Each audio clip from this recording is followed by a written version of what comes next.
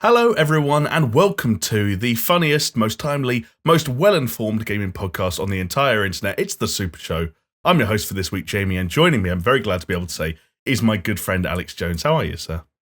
I am good. I was just thinking, then when you said most well-informed, I was like, it's easy to be well-informed when there's no news. Because then to know nothing is to know everything. Exactly. When there's absolutely nothing happening in the games industry apart from vague headlines that we can't really discuss, technically, we simultaneously know everything and nothing, just like James Bond. Ooh.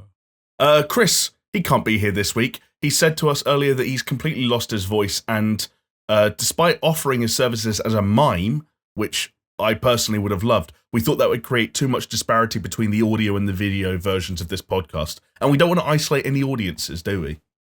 No, we don't. I don't think it's true, though. I don't think there's anything wrong with his voice. I think what's actually happened is Elon is summoning back all of the South Africans to get them together for the coming takeover. Because he started with Twitter, but he's congregating all of the South Africans together, and they're going to just take over every tech company that exists. Okay, so that's the plan, right? You buy Twitter first, and then you all hands on deck. You herd up all the South Africans. And how does gathering up all the South Africans on planet Earth factor into Elon's plans for tech world domination? Because no one messes with a South African. You'd be really stupid to mess with a South African. You just need one in each company, and they just look at you and go, "Don't do it, bro. I will mess you up." And then you go, "You will. You're from South Africa. I'm not messing with you." And then you do whatever you're told. Do you know what? Actually, I was going to disagree with you. Then I remember Chris was my manager for a number of years, and that was exactly the kind of workplace dynamic that we not just strived for, but also achieved. Yeah, Twitter, so right? That's what it is. You know what? It's been interesting. I don't know if it's the same for you, Jonesy, in terms of the kind of Twitter ecosystem you've fallen into by way of your followers and the people that follow you. But the reaction to Elon's finagling and his meddling has been interesting, to say the least.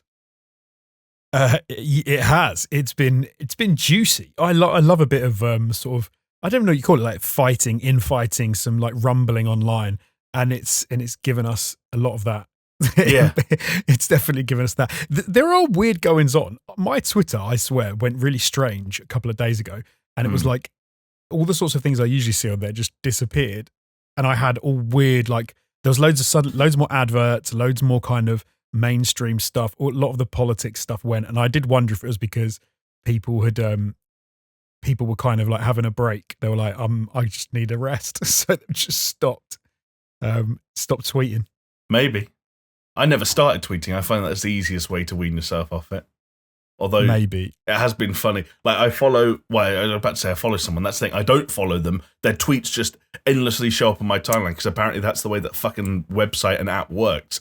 It was a journalist who writes for Vice who wrote an article about Oscar Isaac, because that's what these people make a living doing apparently nowadays. And I looked at her Twitter because she had a post that I don't know if it had gone semi-viral or if the algorithm just wanted me to see it. But she was like, "I'm done with this platform. I can't stay here with this, this tyrant at the helm." And she was like, "I'm banning and blocking access to Twitter on a system level. You'll never see me again." And I clicked on her profile, and about 30 to 45 minutes after that, she was having an argument with someone who was criticizing her article about Oscar Isaac, which for me was kind of that reaction to Twitter going away in a nutshell.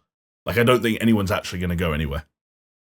So we've worked for a company that was bought out by a very well-known right-wing person / organization. Right, yes. Being Rupert, what's his name? Rupert Murdoch. Mm-hmm.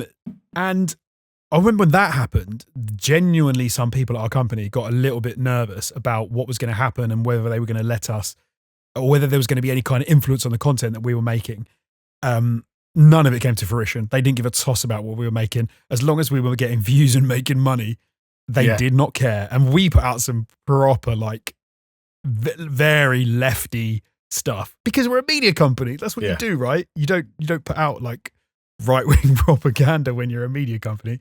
And they didn't care. Like there was never a meeting. Mr. Big never came in and went, "Oh, you need to talk more about." I don't even know what they like to talk about, but there was no influence on any level. So I don't think Elon's going to make any difference. that was until those aforementioned views and the associated money went out of the window, and then there were a lot more conversations about what was going to happen and how everything was going to play out. Yeah. Oh, actually, maybe I'm wrong. Maybe there wasn't that they wanted us to keep getting views. Maybe it was that they just wanted to put us out of business, and then they successfully did that. That's what they were doing. They were just going around buying liberal media companies and shutting them down. Shutting them down by letting them run themselves into the ground. But yeah, exactly. But no, I'm not worried about Elon's messing with Twitter too much, because we won't be bothered. It's too big. Imagine how much you'd have to do to actually, like, make a big difference on the platform. The people on the platform are the people on the platform. Yeah, I don't think that's really going to change. So I think people need to maybe calm down a little bit. Well, Jonesy, it's always a big and interesting talking point when big acquisitions are going down and people get to speculate about what's going to happen to the business in the future and how things might or might not change. And of course, it's not just Elon Musk and Twitter. That's happening all the time in the games industry. And we're going to be talking a little bit about some of that, talking about the potential likelihood, or maybe even the faltering likelihood of Activision Blizzard's acquisition at the hands of Microsoft going through. We're also going to use that as a little opportunity to talk about things like Overwatch 2, which is making headlines this week as a result of its beta, Modern Warfare 2, where there's been a few updates, and a few other bits and pieces. We're going to talk about Microsoft's big E3-style showcase in June and what we can and maybe cannot expect, because this is a place, after all, where we talk about video games. And we do so for you, wherever you are watching and or listening to us. You might be doing it on YouTube, in which case, hello. I can see you, you can see me. That's right, this is a two-way camera. Don't ask me how it works. There's also a comment section down below. You can head down there. You can say just about anything. Some things might be blocked or censored, or me might have to manually approve it, but I'm going to give you almost carte blanche. I'm going to say no racism, please. But otherwise, just go crazy. The knife versus bat debate last week, great stuff. More of that. You can also reach out to us on Twitter, at SuperShowPods, the handle to do that. Again, reach out, ask a question, see what we have to say. If we actually bother responding, it's a 50-50 shot.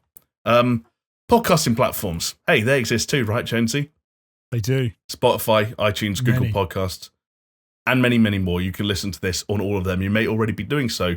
And of course, finally, last but not least, we have to give a mention to paisleyradio.com, the home of all things digital radio. If you head over there at Thursdays at 10 p.m, you can catch this very podcast being beamed out sort of live to your ears. It's not live for us, but it'll be live for you. That sounds like a fun way to hear about video games being discussed. I don't know about you, Jonesy, but that sounds like a Thursday night to me. I love the idea that some little fella or little lady is sitting there in Paisley, putting their radio on, their internet radio. It's not their radio. And they're like working on their car or something. They're changing the, what do you do with a car? They're fixing the carburetor. They're changing the transmission. They're changing the oil. And they've just got us playing out. You just gave me like a really weird hankering for something that probably exists, but it's like a digital radio that emulates the audio experience of old-timey radio. So like It has an aerial that doesn't do anything and adds static and crackly noises, and every now and then it gets all fuzzy. It's like, it's still just been broadcast over the internet, but we wanted to make it feel like the fucking 1930s when they didn't have television. Everyone sat around the radio because there was nothing else to do with their sad little lives. Oh, I like that. Sounds great. Like, it looks like an oldie-timey radio. That's wicked. Yeah, I'd love that. Maybe there's a little screen hidden and you take the cover off and then you use a touch screen where you can actually go online, put your show on and then cover it back up again. People are like, oh, he's got an oldie-worldy radio. Exactly. I like it. This is the kind of thing that we're going to talk about now. Come out of this podcast, realise it doesn't exist, but now we've spoken about it publicly, someone else is going to steal it. And I think Peaswad will probably be on, what's it called, Shark Tank in the US, inside the next maybe 6 to 12 months, pitching the old-timey radio. Do you know what? This already happened to me. What, someone stole one of your ideas and went on a TV show with it? No, not a TV show. They stole my idea. They stole my idea and they made millions and millions of dollars. Hang on. Okay, you're going to need to clarify this very carefully because this is extremely curious. Right. It's okay. So the year was, it must have been 2006, I think it was, or maybe 2007. Why are you doing this like a trailer for a 90s action movie? The year. The year. So I got an internship, right, MTV, and I was working at MTV News. And do you know what's funny? People talk about celebrities being like horrible and stuff. or not, or being really like weird and not very nice to you. There were two presenters on MTV News when I worked then. One was Shantha and one was Ricky. Ricky's still on the news. He's on Kiss, I think, to this day. Yes, he's on the radio. He is. He's on the radio, the actual radio. I don't know what Shantha's doing. They were both the nicest, like some of the nicest people I've ever met. Like, I'm just going to put that out there first. They were so lovely to everyone. It doesn't matter whether you were like an intern or like the top dog, whatever. And I was chatting to Shantha one day, and I'd thought about this before. I was like, oh, I can't wait until they come out of like an electronic book. And she was like, what do you mean? I said, like it'll be an electronic book where the pages have the words written on them, but it looks like paper, and you can like push a button and it will flick the page for you. And she went, what is this? Is this a thing that exists? And I was like, no, but it's something that's obviously, it's going to happen, right? Because it's something that you can see is going to happen. And I just think that'd be really cool. Like, I can't be bothered turning pages of an actual book. And she got really excited and was like, Jonesy, this is incredible. You have to do that. This is such a good idea. Why don't you try and pursue it? And I was like, I don't know. And then about 3 years later, the Amazon Kindle came out. Yeah, but hang on a second. No, I will not have you ruin my idea that I created the Amazon Kindle. Unless of the two celebrities you used to work under, Ricky remained on the radio and Shantha went on to create and invent the ebook and the Kindle herself. She did. That's just you being forward thinking. Yeah, no, I didn't. Like, imagine, Also, I guarantee that this original stuff was made in like the 1980s, and then it was just developed over the next 30 years. But do you know what? Because she'd never heard or seen that stuff before, it made me feel like I'd come up with a cool idea. And then when the Kindle came out, all I'm imagining in my head is, again, I've never actually seen one. I don't even know if they exist. I think I've seen it in a TV show, but you get those kind of slightly stifled, old-timey museum exhibits where someone's like, welcome to the world of tomorrow. And it's like, right. In the year 2000, the average American family will watch television. And it's just, basically, you've just done your version of that, which is like, you've taken something that people interact with every day and like, but what if this was it was electronic? And everyone's jaws hit the floor. It's like, Jonesy, you could be a millionaire. Yeah, like, I'm going to look around my room now. Like, what if ketchup? Well, no, ketchup can't be electronic. That's a bad idea. No, of course, I didn't really invent it at all, and it was already there. But I did feel for that, like, that minute, I was like, because you know what it is? It's like you said, it's someone who doesn't think about the future and tech, and someone who does, and then you say, well, because obviously this thing's going to come out, and they're like, what? But actually, I should mention a bit of tech that I picked up this week for my wife, because it was her birthday, so I bought her a present, and I was genuinely like, this is so cool. I got her a Remarkable 2. Not sponsoring the podcast, but it's like an Amazon Kindle or something like that, but it's like the size of a notebook. Comes with a stylus, or just like looks like a normal pen, and you write on it and draw on it, and it works just like paper. So you draw on it, everything, but then you click a button and it digitizes it and makes it into text, and then it emails it to you, and it stores it as PDFs and as Word documents and stuff like that. Wow. So you can write away like it's a notebook, right, and then at the end you click email it to me, and it converts it all into actual text and stuff. Have you used it since you got it? I've used it, yeah. I've had a go. And the writing experience, because I've always felt like that's one thing, like whether, like using the tip of your finger on a touchscreen has obviously always felt pretty weird when it comes to writing. Like, it's not even close to being in the same realm. And I always sometimes feel like touchscreens with a stylus, like traditional touchscreens, not ones specifically designed to replicate the feeling of writing, also kind of missed the mark. Would you say this is kind of a step above, like an iPad with a one of those Apple pens? Yes. For the writing, yes, because it's more like a Kindle. Is it Paperlite? Where the texture of the screen is is a bit more papery. Okay, I know what you mean. It's not a touch screen. It is a touch screen, but it's not a color screen. It's like grayscale kind of. Exactly. Yeah. Yeah. You'll have to. I tell you what. Next time we get together in person, you'll have to have a go. Absolutely. See what you think to it. Hopefully sooner rather than later. I'm expecting another barbecue this summer if the sun comes out here in old England.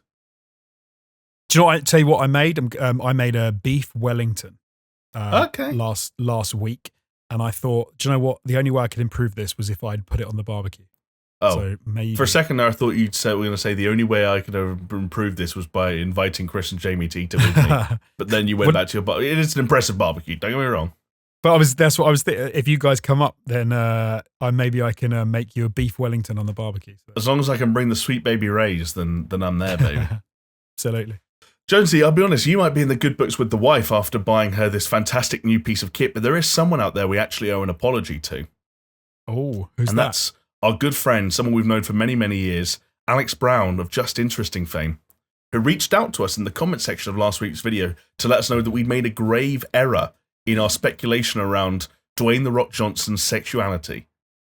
Can I indulge you in a little comment of the week on that note? I was just, because I will remind people, we said, or sorry, I think you said actually, that The Rock had never shared an on-screen romantic kiss. Yes. And I think we said the one in the recent Ryan Reynolds... Red Notice, I think. Red Notice. Didn't count with... I can't remember who the woman Gal Gadot. Of course, Gal Gadot. Yeah, Gal Gadot, yeah. Because it wasn't like a romantic kiss thing. It was like they were together and then they kiss each other at some point. But it wasn't like a romantic kiss. Yeah. And that, like, perhaps, it could have just been our memories lacking, but it felt as though, in traditional leading man terms, even for someone who, shies away from, say, like, rom-coms and what leading men of the late 90s, early 2000s might have done, he didn't seem to be smooching very much, Jonesy. No. And it was hard to imagine smooching. Like, imagine The Rock closing his eyes and pursing his lips. It's just a weird mental image. But so if he was going to do it, yeah, and I imagine to it would you. be like, not to me, to his leading lady, I would imagine it would be something like the 1920s or 1930s, where the guy almost picks her up and like just smashes his face into hers, and they do one of them. So there's not actual real kissing. It's like this overly masculine, like weird sort of kiss. Yes. Well, I wonder if that's the case in the example that our attention is being drawn to by Alex Brown, who wrote in last week to say, "I'm heartbroken that clearly neither of you have seen the cinematic classic Fast and Furious Presents Hobbs and Shaw." For anyone that doesn't know, a little side note here, Alex Brown, passionate and unashamed Fast and Furious fan, always has been, and I respect him for that, if anything. He goes on to say, in which The Rock has a romantic love interest and shares an on-screen kiss. Sadly, it was not with Jason Statham. Also, definitely Team Knife, which is also, I will say, a good note to end it on, because it means that Alex Brown, certified not crazy, he's Team Knife, he's trustworthy, and anyone on Team Bat can't be trusted. I read I read a couple of the comments about Team Knife versus Team Bat, and I did laugh, especially the ones about Team Knife, because there was a few people sort of saying, "Be very careful what you say about Team Knife, sir." No, not about the benefits of Team Knife, but it's like someone specific. I can't remember who it was, but they said they were definitely Team Knife, because if you were Team Bat and someone came at you with a knife, you have one chance to hit them with the bat, and if you miss, they can then knife you as much and as often as they want, and you don't need to. And like they've won. And I was like, well, but hold on, you could just reverse that and say that if someone with the bat was coming at you, you have to get them with the knife on the first try, otherwise they're just going to batter you with the bat. No, because you can't sprint at someone and hit them with a bat, because as soon as you're too close to them, you've got nothing else to do. Which is obviously the whole point of the bat, is that you don't get too close to them. Yeah, right? But the person with the knife can get close to you. They have to get close to you. Yeah, if I had the knife, I would literally be hugging the person I was fighting. But what about if you tried to get near them and they simply stepped backwards and swung at you with the bat, and then you stepped forwards to get them with the knife and they stepped back and hit you with the bat? Well, first of all, how many swings can they get in as they are, like, let's say, either walking or running backwards while I'm sprinting towards them? I guess it's not that many. Secondly, it really frustrates me the amount of people who underestimate how difficult it would be to hit a target, namely someone's head, moving at full speed towards you with a fully wound up baseball-style swing. Like, you think about a baseball-style swing, because that's how you're going to get the most speed, the most momentum, the most power, which I feel like is the lyrics to a rock song, ironically. I think that might be overdo it. The full baseball swing, I think, might be overdo it. Yeah, but like any kind of swing that's going to hurt, you're going to have some idea of timing and trajectory, where the person's head is relative to you, and when to start your swing to hit the head at the perfect point. If you mistime it, even momentarily, you either like clip past the front of their face, or you're hitting them with like the lower down the shaft of the bat or the handle. There's so many ways that the baseball swing could go wrong if the person with the knife decided to sprint at you. I feel like all the arguments for the bat for pro knife, can just be reversed and made for pro bat. No, Obviously, they absolutely can't. No, they can. They can. For example, right? You say, oh, you've got to wind up, you've got to take the swing, you've got to get the trajectory right, and if you miss, which I understand. And you're saying, like, if you're running backwards, obviously it's going to be hard to do that multiple times, and can you get enough power to inflict damage, etc. But then this then assumes that the person with the knife is running at you with it out like this, and at no point have you hit their hand, and they just run and poke you with it. No, because you're not running. Reality, they've got to get. They're going to be like this, ready to stab. They've got to get within this distance of you to actually get you with that knife. Yep. Whereas you have got a bat which is like this long, and you could just slowly, if you wanted, you could slowly walk backwards and just do this. And if they come near you, it's going to. In your head, when you're slowly, quote unquote, slowly walking backwards, swinging a bat, like do you think the person with the knife is just aimlessly walking towards you at the same speed you're walking backwards? In my head, fighting a moron. No, but in my head, it's become one of those hilarious like martial arts things where they say, "Come at me like this," and then the person does it wrong. They're, no, not like that. Come at me like this. Not like that. Hold it like this. Can we do you an end experiment? up with the person with the bat just doing this, and the person with the knife just walking with it out straight. And it's this ludicrous. Do you know what we need to do? We need to wrap a person in a mattress and a duvet, and then have them be the knifey person, and then do the same thing in reverse and see. We need a scientific experiment here to see if this works. I know this wouldn't be a scientific experiment, and it wouldn't settle the debate for a lot of people. But one thing I would like to do, if you give me the opportunity, is the next time we see each other, perhaps over a beef Wellington, is we'll do an experiment where we'll say, for the sake of argument, we'll go into your garden. You pretend you're holding a steel bat. I'll pretend I'm holding a 7-inch long knife. I'll show you what I would do if I was holding the knife, and you tell me if you honestly think you could keep me away. I feel like that would be an unfair test for you, if I'm being honest, because remember originally we said it was a corridor, which funnels the bat holder. Because if I had a baseball bat and you had a knife and we were in a garden, I feel like I could destroy you and you'd never get anywhere near me, with respect. See, for me, I've just had a perfect memory. Like, you know how you're kind of like imagining the knife person to be slowly walking forward, like prodding the knife out? Yeah. I'm imagining all the bat people. Do you remember The Shining? Yeah. You know, when Jack finally goes crazy and he's basically like ushering his wife almost backwards up the steps while he's holding an axe, and she's holding a baseball bat like an absolute idiot, like halfway up the handle, and kind of like stupidly like swinging like with no force whatsoever while walking backwards one step at a time. In my head, all the baseball bat people are doing that. Probably. Which is not the case. Anyway, you must be able to find there's got to be a YouTube expert in knives and bats that can sell. I'm sure there is, but the reason I brought it up and we just kind of accidentally illustrated it there once again for the second week in a row is because I can't recall a similar hypothetical debate where people can simultaneously be as far removed from the actual scenarios presented within, i.e.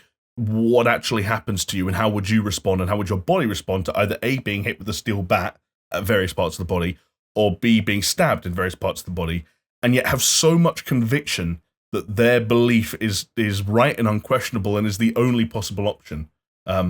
That's what I find so fascinating about it. And that applies to me, by the way, obviously. But also, I think in the hypothetical as well, I think one thing people forget is the fear of getting hurt. So, for example, in people's minds where they've got the knife, they're like, if you don't hit me with that bat, square in the jaw first time, I'm getting you with that knife. It's like, dude, if someone winds up and swings at you with a baseball bat, you're not just running in perfect swings. You're ducking and like hiding and covering your head. But same the other way around. If you've got a baseball bat and you're about to swing it, if someone comes at you all stabby, I don't think you're going to be getting in some like Kenny Griffiths Jr. style perfect swings. You're going to be like just blocking and trying to not get sliced to pieces. So yeah, there you go. I think it's probably one of those things where there are elements of rightness and wrongness in both of them, which is probably why that kind of debate could be perpetuated and go on indefinitely if we let it. But that's not why we're here today. And I will just say another thank you to Alex for that comment. I apologise that we ended up talking more about the knife and bat argument than we did about The Rock. So you haven't seen Hobbs and Shaw then? I'll just double check, Jonesy. I've not seen Hobbs and Shaw. Yeah, me neither. I don't know when I stopped with the Fast and Furious. I still to this day don't know if Alex's love of Fast and Furious is ironic or not. I think it's self-aware but not ironic. That's what it looks like. That would to make me. sense. Yeah. He's anyone who hasn't heard Alex, you can go over and you can check him out on the Just Interesting podcast on YouTube and on podcasting platforms of your choice. He does have a voice which to me makes it difficult to know when he's being ironic or not sometimes. He has a delivery and a cadence which I'm like, are you is that real? And he's like, yeah. And I'm like, I know even less now. I know exactly he almost sometimes has the way of talking like a comedian does. Yes. Where it kind of throws you off one way or the other and you're like, I don't know. Yeah, you have to kind of check yourself for a second to be like, that delivery was like deadpan enough that I have to do the mental gymnastics now, figuring out whether they mean what they just said or not. Yes. Yeah. Which, but again, I've asked him if it was irony that he likes Fast and Furious, and he assured me it wasn't, but then I was no more the wiser. Yeah. Yeah. I had a horrible run-in with an attempt at an ironic joke this week because, as you know already, Jonesy, I started a new job this week and I was talking to some of my new co-workers, and for anyone that kind of isn't filled in on SuperShow kind of lore or backstory, we are all video editors by trade. And I was talking to some of my fellow video editors, and at the end of a call where we were all kind of chatting and get to know each other, we were talking about kind of workflow and stuff like that, and how one of my co-workers made the observation that he found it very interesting to see one of my other new co-workers' workflows for the first time. And I tried to make a joke by going, oh, you're going to love seeing mine, then it's super simple. And they go, oh yeah. And I go, yeah, well, it's actually, I don't know if you guys have used it before, but I do most of my work on, Windows Movie Maker. And they both stared at me with the most like gaunt, like I think it was, when someone's like so genuine and they're still getting to know someone, they don't know what their sense of humor is and whether they should take them at face value or not. So they both had this moment where they were like, oh yeah, no, cool, yeah, great. I've never used it, but it sounds good. And you had to say, I'm joking. Yeah. I had to say that was a joke. Why is no one laughing? And those did they laugh after you said that? No, they didn't. They were like, no. oh, okay. They were too nice is the problem, which is a weird thing to complain about in a new job. But yeah. Yeah. I have had a similar situation where a joke fell incredibly flat, and I realized it's because it was, and I tried a couple of jokes and I realized it is not an environment where humor has any place, apparently, which was, I don't know if it's basically they're called NCT classes in the UK, which is where you go when you're having a kid for the first time.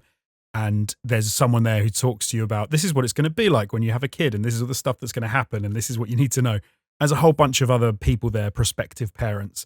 And there happened to be, they said, oh, what do you think these things are? And there happened to be like something that looked like a French-made like pinny.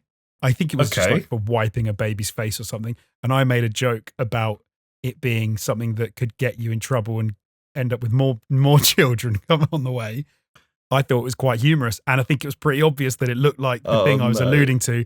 And it completely fell totally flat. And the woman who runs the little class about like having babies didn't even smirk. And I was like, wow, this is not. Did you try and follow up by being like, because it's this or like? No, I let that go. And then I tried another joke another time. And again, zero chuckles. And I was like, this is not somewhere that people think humor belongs. So I was like, no more jokes. Jeez, yeah. Yeah. Do you know where somewhere where humor does belong, Jonesy? Where's that? It's the SuperShow podcast. And the reason the humor belongs on the SuperShow podcast is because the SuperShow podcast is hosted by three particularly humorous individuals. Individuals powered and energized by the support of patrons over on patreon.com/SuperShow. There are a number of them there already, and you could be one of them too. Should you head over there and pledge for as little as $2 a month, you can get things like access to our Discord, where we discuss everything from games to, well, honestly, lately just more knife and bat stuff. I don't know why that would be appealing, but that's the God's honest truth about it. There are other tiers, $5, $10, all kinds of things. There is Patreon exclusive content, there's Patreon exclusive videos, there's Patreon exclusive podcasts. I think Chris recently actually uploaded and provided for one of the tiers on the Patreon, I believe the $5 tier, access to an old pilot that we shot at All Time Gaming in our previous jobs that was never released and thus never before seen. So if you want to see stuff like that link once again is patreon.com/SuperShow. There are some names on screen right now for people that have already been kind enough to support us, and I want to give some special shout outs to some additional folks, and they are Aaron Cameron, Athletic Gravy, Bill Caesar, Brimstone, Cole K, Helium Joker, Ice Snort Rock Salt, Jesper Camdal Nielsen, Leo Murger, Mindful Pig, Mr. Anthropic, Nathan Pears, Neil Dugel's Dream of Prosthetic Mustaches Daniel, Pastors Guild, Scary Omen, Starfield Kid, The Ballless Beauty, The Gorgeous Gelding, The Yummy Eunuch, The One and Only, Mark Clancy, and of course, finally, never to be forgotten, we have the head honchos around here, the people that tell us what to do, in theory. Brett C, aka Shellshock, Doppler, Geometric Potter, Hacksaw Book Read, Manuel Guerrero, Peaswad, and The Uncaged. Jonesy, I can't tell you how happy it makes me feel to get to read out that list of names. Where would we be without our patrons? Working in a DIY shop, probably. So, I mean, I'll be honest, I could see you doing that even with the patrons, just because you have a passion for DIY. Like, you are primed to be an assistant at a B&Q. I think I could love it. I think I could. Excuse me. Where do I get saw blades for a junior hacksaw? So R2, mate. Yeah, no. That's not. You would take them to those saw blades because that's how much you care about your job. And then I'd go. You could get this one, but might wear out pretty quickly. This one is diamond tipped and will last you much longer. It's an extra £5, though. So exactly. Now I just want to see you working in a customer service environment for some reason. But I echo what Jamie said. Thank you so much to all of our patrons. Yeah. You are fabulous individuals. So I appreciate you very much. Yes, thank you all so much. And that link one last time, patreon.com/supershow. We thank you all, whether you've checked it out, whether you have pledged in the past, or whether you continue to pledge now. We really do genuinely appreciate. And it allows us, Jonesy, a little bit of time during the week to play things and watch things and come back to the podcast on a weekly basis and report on our findings. So I'm wondering, what have you been up to lately? Do you know what? I had a bit of a weird one this week because I wouldn't have played any games probably because I don't know. I wasn't really feeling it this week. I had a lot of other stuff to do. I had a lot of work to do, trying to get back into the work after getting over the dreaded COVID. But I did have some time to play something. And it was only £4, so I felt like I had to get it. And that was Ace Combat 7 Skies Unknown. Yeah. I've been a fan of like aerial combat games for I don't even know, since I was like maybe 7 or 8 years old, like playing them in arcades and things. I've played Ace Combat games before, but like probably back in like PlayStation 2 era. Haven't played them for a long, long time. I was tempted with Ace Combat 7 when it came out originally, but there was no way I was going to drop like 40 quid, 50 quid, whatever it was. But for £4, Jamie, I thought it's a very pretty game. It looks fantastic. So I thought even if it doesn't play amazingly well, I would like to do a little bit of a dogfight, fly around in some cool ass jets. Sure. And it is exactly that. There are some cool ass jets and it is quite cool to fly around.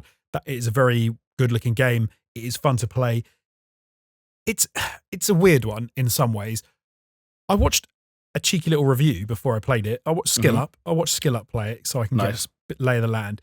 And if I remember rightly, he said it was a little bit tricky, like a little bit difficult. And if you don't do like what the radio calls and stuff are telling you to do, you might come a cropper and it's quite a hard game. I think I've only played 4 or 5 missions, but it's pretty easy as a game. Oh, right. Okay. I'm only on normal difficulty, so maybe that's why, to be fair. Maybe he's on like hard difficulty. But it's kind of straightforward. It's very forgiving. It like the lock on and stuff with missiles is very forgiving. You can, if someone locks onto you, you can just like wiggle the joystick and do a bit of a loop de loop, and you can escape most lock ons and things like that. But there's a lot of fun to be had. You can blast people out of the sky. You can get your dogfighting kicks in. It has one of maybe the worst campaign tie-ins that I've ever seen. Right. Specifically from the cutscene perspective. It starts out in a really weird way because it has like multiplayer, has online multiplayer, or you can play the campaign mode. Yeah. And I was like, yeah, give me a campaign multiplayer. Surely, Top Gun, easy. Just follow that for every Ace Combat game ever made. Young guy, young girl gets into the army, the Navy or the Air Force. it writes itself. It's not that difficult. Exactly. They play beach volleyball. You go from there. You go from there. They decided to go with the idea that this young girl makes her own plane at an airplane graveyard with her dad and a bunch of friends. Okay, good. Takes off in said plane that can't turn apparently, but can go up and down and can break the sound barrier. So she's hyped. She then gets shot down by the local military that are already in the air blowing a drone up because it became a war zone when she took off, basically, that she didn't know about. So she got shot down. She gets arrested and taken to this some military base and is told to work for them repairing planes because they know she can do that because she made her own plane. But every time you play a mission, it's got nothing to do with her. Oh, so who do the missions follow? Just some random person that you are never introduced to in the cutscenes. But maybe there's like a memento thing where like that story's going forwards while your story's going backwards, and they'll like meet in the middle somehow. You're getting cutaways to a different story. I really hope so, because it makes no sense. I'm a few hours in, and so far there doesn't seem to be any crossover. Like, it occasionally shows you her talking about fixing planes and the fact that she's been arrested and stuff, and then it cuts to you as this person, Trigger, who is like a new pilot, and they're like, it just seems like they've welded these two things together for no reason. It's very strange. Very strange. But that does sound odd. I'm going to keep playing it. I'm going to keep plugging away because there is some fun to be had there, and it was very cheap. So, it's fun. I actually saw it in the PlayStation Store myself because I don't know if this is necessarily how and when you came across it and what you were kind of looking out for at the time. But I don't know why either, but I've been going through the PlayStation Store a lot lately, just kind of looking at sales and looking at like, I should buy something. I feel like I need a new title to sort of reinvigorate some of my slightly diminishing desire to play all the games I've got on the go, technically. Like Tiny Tina's Wonderlands, for example, which I now haven't touched in probably 2 weeks and really should. But I don't know. I keep looking at things like Lego Star Wars, just being like, damn, I should just pull the trigger. Yeah, like it is very tricky, as everyone knows, when you've got games on the go to pick them up. You just have a weird thing sometimes. It doesn't scratch the itch of something new, which I think makes it harder to. And then you have to say, well, what one am I going to like dip back into? Like I've played some more Kirby this week as well, but I haven't played any more Star Wars Lego. And I think so. Yeah, Ace Combat definitely scratched the itch of something new, something that I hadn't played for a while. But that's pretty much the only gaming that I've done this week. But I did, thanks to our friends over at Warner Brothers and a cheeky little code that they sent to us, which meant that I could, from the comfort of my own home, I could watch The Batman. Very nice. Which I know you and Chris have already watched. Yes. And I was keen to watch as well. I don't know when we'll get around to doing it, but we were talking about doing obviously a spoiler cast for it. And after some technical issues of actually trying to get it playing. What service did it use? They use some weird special, their own service where you have to click through to something, but it would be fine on a PC or a laptop. It's just I wanted to watch it on my TV, so I had to Chromecast it to my TV, but then I was having issues, whatever. But got it working in the end anyway. That is a weird. Okay, yeah, it's a weird movie. Like, right. The things I was worried about. So, like for example, Catwoman, I thought, oh God, is it going to be another film which effectively tries to just become Batman and Catwoman, and she's well over the top and becomes a really sort of like ridiculous character that's just annoying. She doesn't at all. I thought she was absolutely fine. I actually liked, if anything, I liked the way that they kind of had her as a supporting character in it. Things that I thought would probably be okay, like Andy Serkis as Alfred. I thought, oh yeah, that's all right. No, he was a terrible Alfred. Shouldn't have been in it. Had a really annoying voice. I don't know. Thankfully, if I agree with that. Thankfully, he's not in very much. As soon as he came on the screen, my wife went, "That's ridiculous. No one would hire a butler who speaks that badly." I was like, "Yeah, it's not a bad point." Well, as if you hire a butler based on how they speak. Master Wayne, get up the apples and pears, mate. Let's go and give you a bath. I thought one of the things that the film was quite clear on was that this was not the traditional Alfred story in terms of his backstory and his relationship to Bruce. Yeah, they try and do some sort of. He's obviously supposed to be like some sort of military dude. Yeah, he's former military. Yeah. Yeah, who worked with the dad and then kind of becomes a butler. But it was funny because when she said it, it did make me laugh, and I thought like, yeah, I could see it would be surprising if he was your butler. Then it goes all crowy. Like, I swear, that scenes from this film could have been from The Crow. Like, it's ridiculous. Because there's a weird thing in films when they sort of say, because everyone knows if you're going to wear the cowl right around the eyes, you need to have the black makeup around your eyes, because otherwise you've got little white eyes sticking out of a black cowl and it would look really silly. But one thing they don't ever do is show Batman taking the mask off and then having like makeup around his eyes, because it would just look funny, and everyone knows this. So then when you get a certain, type of movie maker, type of director, and they say, no, this is going to be authentic. And so they say, what's going to make it authentic? Put the makeup around his eyes. But then you're going to end up with a guy who looks like he's being a panda at a kid's fate. So they say, we can't do that. So what we're going to do, I know, it's hot and sweaty. So let's just smush it down over his face. And then that will look cool. And he looked like the Crow in every scene. Then doesn't help that he has the emo thing. He has the emo hair. It's all like this. To which at one point, again, my wife did mention, are we watching Spider-Man 3? Oh god, these are some takes. God. Okay. But I will say, so like the first third, I was less than impressed. I thought it was kind of dull. I didn't really know what they were trying to go for. It then in the middle definitely kind of comes together a little bit for me, and I started to get what they were going for, and I quite liked the noir-y sort of aspects to it. Mm-hmm. The fighting has definitely been influenced by like Daredevil and that sort of more realistic guttural kind of fights that they have in superhero stuff sometimes. It kind of then lost me a little bit. The story lost me a little bit and gets a bit meandery and gets a little bit sort of, I think it's like trying to be too clever and a bit, not too clever, but it's trying to like be too oh god, I don't even know what the word is. But it gets caught up in its own thing, which I didn't think it needed to do. It could have been more like movie and just been like, this is the story, just crack on. Because I wanted more Riddler. That's the thing. I wanted more Riddler, and they kind of go on a divergent path, which I suppose is fine.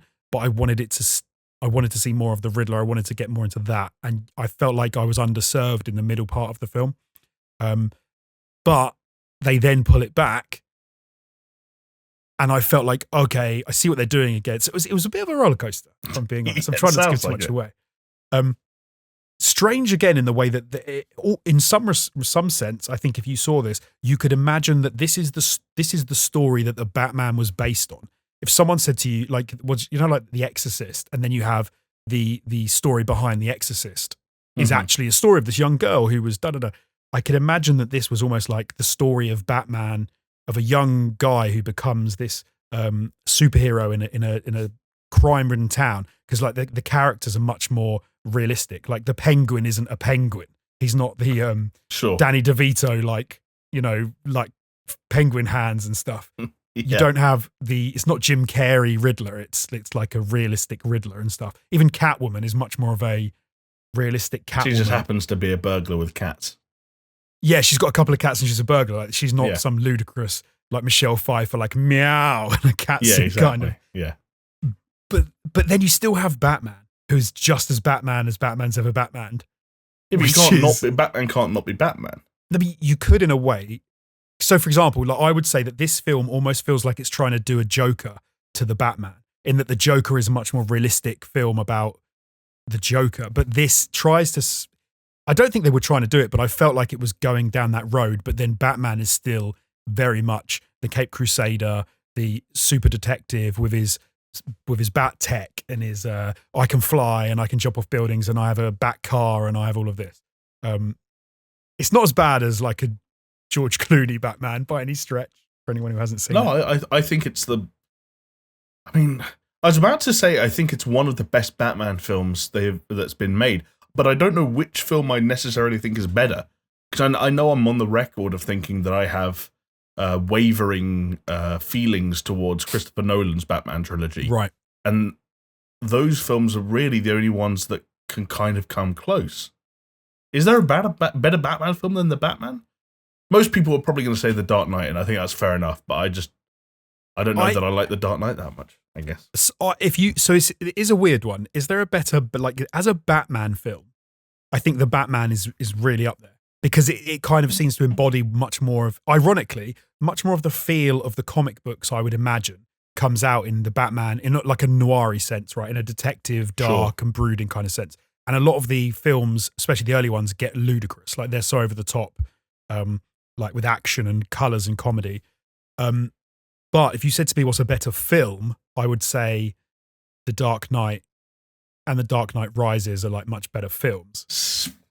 I can't follow you into Dark Knight Rises territory. Oh, I'm like afraid. Bane, I think, but then you can have whole films that stand on the back of one character, and I think that's why I'm saying I agree about maybe the Batman being a better Batman film, but The Dark Knight Rises I think is a better film in the sense of the characters, what happens, how cool it is to watch in the cinema. Like, but I think I love Bane, and I think he's great. Like Tom Hardy. Tom Hardy does such a good job in that as Bane. I thought it was cracking.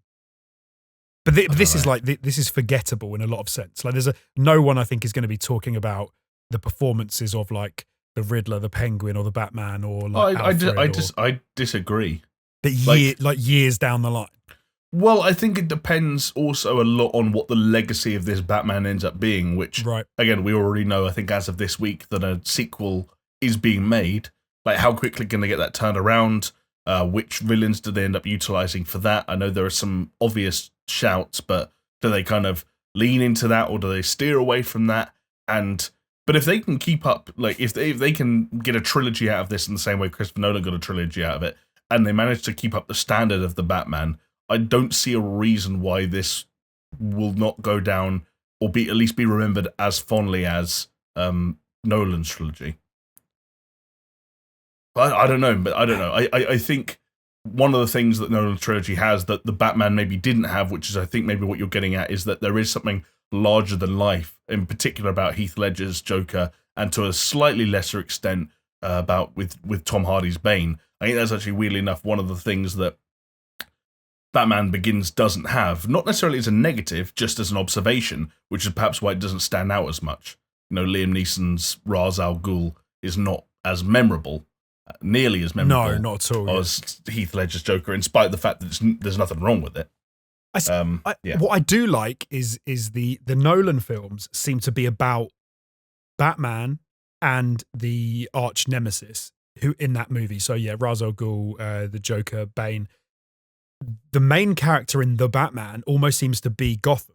Like it's very much fair. set in Gotham, which I did like. And I did like some of the divergent stuff about like they're going into areas and they're talking about other characters, and you really get a sense of who's running the underworld, how the city is run, what's going on, which was very cool. Weirdly, because of that fact, the Batman character in it is less of a force in the whole film, whereas in the Nolan ones, it is very much the villain is the main thing. Then Batman is like is trying to solve the problem of the villain, and then Gotham is just sort of like the staging ground, which maybe is not. But it was because almost like in the Batman, like the Batman almost necessitates the villain by his nature to kind of not be as present as other villains maybe like were able to be. Because he's not like, you know, even the Joker, for example, the Joker was like a notorious like guy in Gotham. He had people that worked for him. You know, he goes to that big meeting of all the criminals, which again, like removed from any other context, sounds like the dumbest thing in the planet. Like the biggest criminals in Gotham all get together for a mother's meeting. But like he would do stuff like that. Like he was, you know, a weirdly public presence. He goes to Bruce Wayne's like party, like, you know, and weird shit like that. Whereas the Riddler is very much like no, you're not going to see me. The Riddler almost reminded me of, we talked in the past about the Far Cry problem, which is that how do you make villains memorable and charismatic when, for narrative reasons, they really can't be around that much? Right. Because the more time the protagonist spends in proximity to the antagonist, the more odd it becomes that he's not just like killing him in most cases, or at least eliminating the threat. And I think that's where, exactly like you said, Matt Reeves with the Batman was more willing than I think other people in the past when adapting that source material have been to let other elements shine. And there are times where you look at Catwoman as a essentially protagonistic force within the film, so it's someone who we can spend time with and we can follow in a narrative sense without it being jarring or you know, removed from the kind of the flow of the narrative. And she can have interactions which she can explore Gotham. She can go to the club that all the criminals hang out at. She can have interactions with Carmine Falcone. She can have interactions with the Penguin. and the Batman seems far more comfortable with us just seeing that stuff for extended periods of time, even in spite of the fact that the Batman might be off doing something else somewhere else, which I think it benefits from. No, I completely agree with all of that. Do you know what? One thing I will say, and I'll give a massive shout out to Matt Reeves and the Batman is, and I think maybe I didn't appreciate this when I was watching it as much as I should have done, is making a film where you are not making the origin story is so much harder to do, because you've got to go in, you've got to tell the story. Obviously, like with the Batman, they know a lot about the backstory anyway, but I think it's so much easier to go into, especially like a trilogy or, however many you want to make, when you start off and you can do the origins, because origins, people just love origin stories anyway. It's so much easier when you can do an origin story. The second one in a series is usually probably the hardest, and it's usually the one that everyone says, oh, this is kind of trash. This feels like he's already made the second one in the trilogy. I could imagine there was an origin story that has the Batman's Batman in it, and this is the second one, and then the third one will be the sequel, if that kind of makes sense. But he just didn't bother to make the origin story, and I'm so grateful for that, because the last thing I wanted to see was another origin story of Batman. Yeah. I'm so glad he just went straight into like just a movie about Batman being Batman. The point of the first scene is literally Batman is not just active as a vigilante, but is being effective enough as a vigilante that he's now a deterrent. I don't know if you remember the opening scene, but it's basically there's a voiceover narration by the Batman. He's talking about how essentially as a result of him, whether or not he's active or not, whether or not he's present or not, people are essentially scared of the dark. Criminals are scared of the dark again. Right. And there's all these crimes going on at different places, and the Batman light comes on, and the groups of criminals don't know if Batman's going to be coming for them that night. And immediately kind of speaks to the effectiveness of Batman's first few years operating as a vigilante within Gotham, and effectiveness as a crime deterrent, which again, even that feels... It's still a stretch in modern context. It's funny talking about knife versus bat, and then having a very realistic conversation about dude in black suit beating up 12 thugs at once. But yeah, within the realms of what makes sense for a comic book adaptation, I thought that was interesting. Do you know what? I tell you what did really bug me. They make it work. They make dude in suit beats up 12 people at a time. They do make it work in most of it. When guns get involved, it got stupid. When two people get to fire off 30 rounds each at him, and they all decide to shoot at his bulletproof torso. He is bulletproof. He is bulletproof, except he's not bulletproof. They don't shoot any of that. They just keep shooting. Oh my goodness, it's so annoying. I was watching it. Someone should do a recut of the Batman. It's 3 minutes long, and it starts with him trying to take on Falcone's club or whatever, and the first fight he gets in, someone shoots him in the jaw and he dies. Yes, they should, because that is what I don't want to. I know it's annoying when someone says something about a film you haven't seen and you see the film and you can't unsee it, but it is so palpable in any scene with guns. It's ridiculous, because there's people there with a Mac 10 or an Uzi where they're just and he just stands there and takes it, and you're lucky that a ricochet didn't hit you in the jaw, because that would have just smashed you to pieces. Yeah. But no, apparently not. Apparently he's absolutely fine. Yeah, his armor's that good, yet when he gets punched, he still gets really bruised. Yeah. So take from that what you will. Yeah. Anyway, yeah, I've enjoyed talking about the Batman, because it's definitely worth a watch. It is definitely, if you haven't seen it, I recommend it.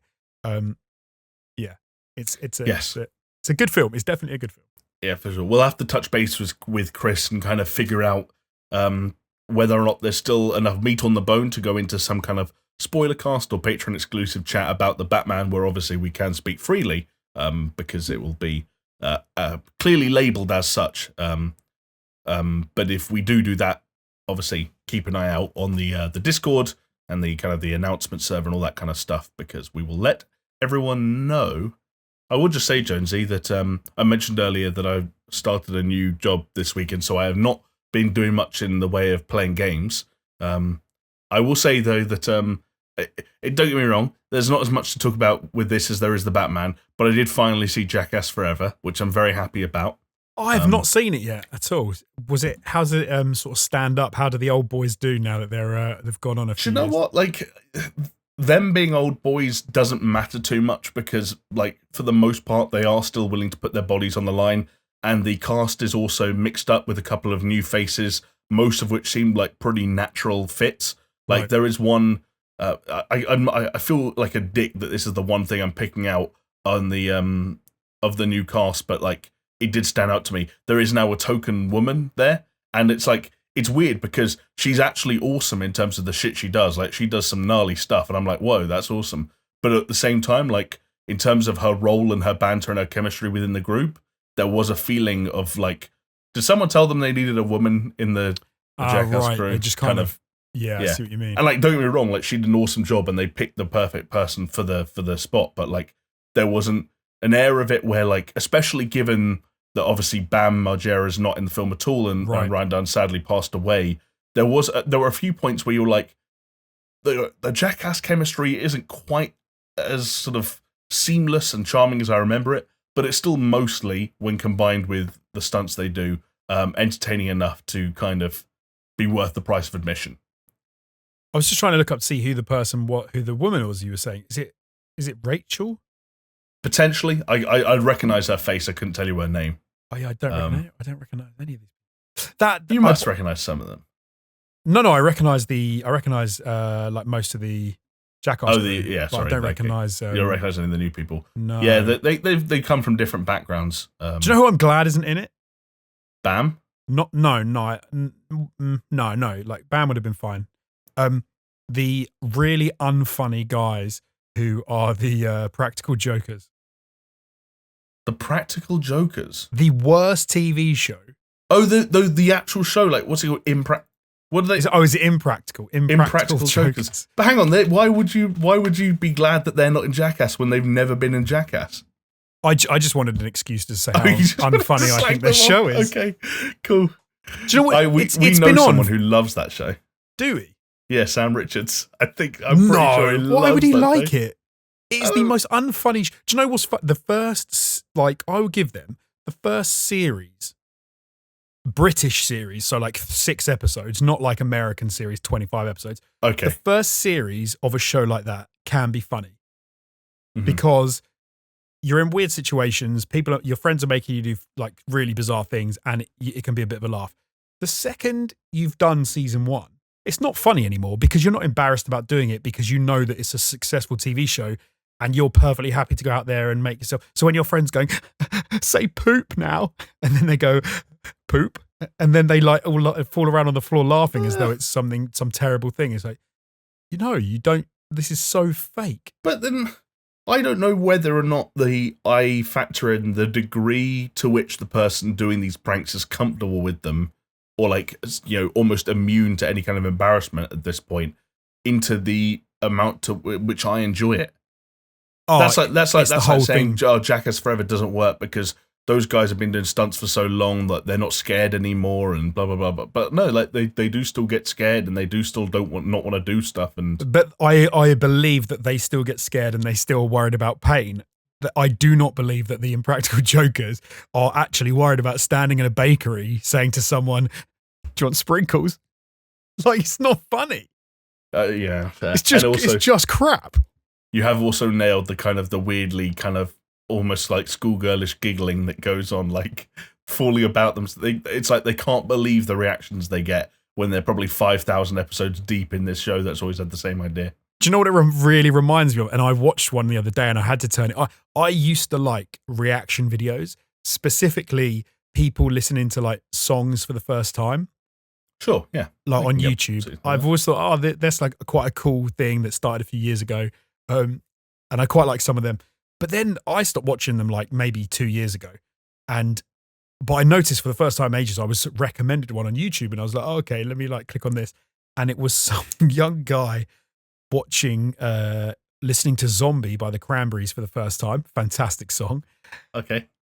And oh my goodness, he's definitely heard the song before because it's everywhere. Like, because it became a big reaction video like years ago.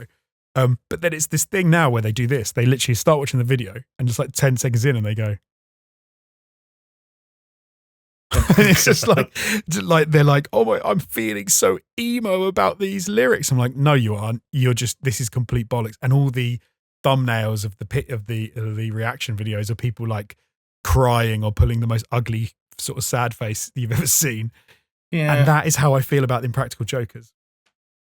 Okay, I get what you mean. I'm massively. You're basically you're a psychopath, is what we're saying. I've taken your entire catch up on a divergent tangent just to slag off the Impractical Jokers. It's a good tangent. I mean, what else can you say about Jackass Forever other than that it's the fourth Jackass movie and it's funny. It made me laugh. There were a few times, very selfishly, that I kind of wish they'd push the boat out a little bit further. Where I was like, hang on a second, like this is the longest gap it's been between movies.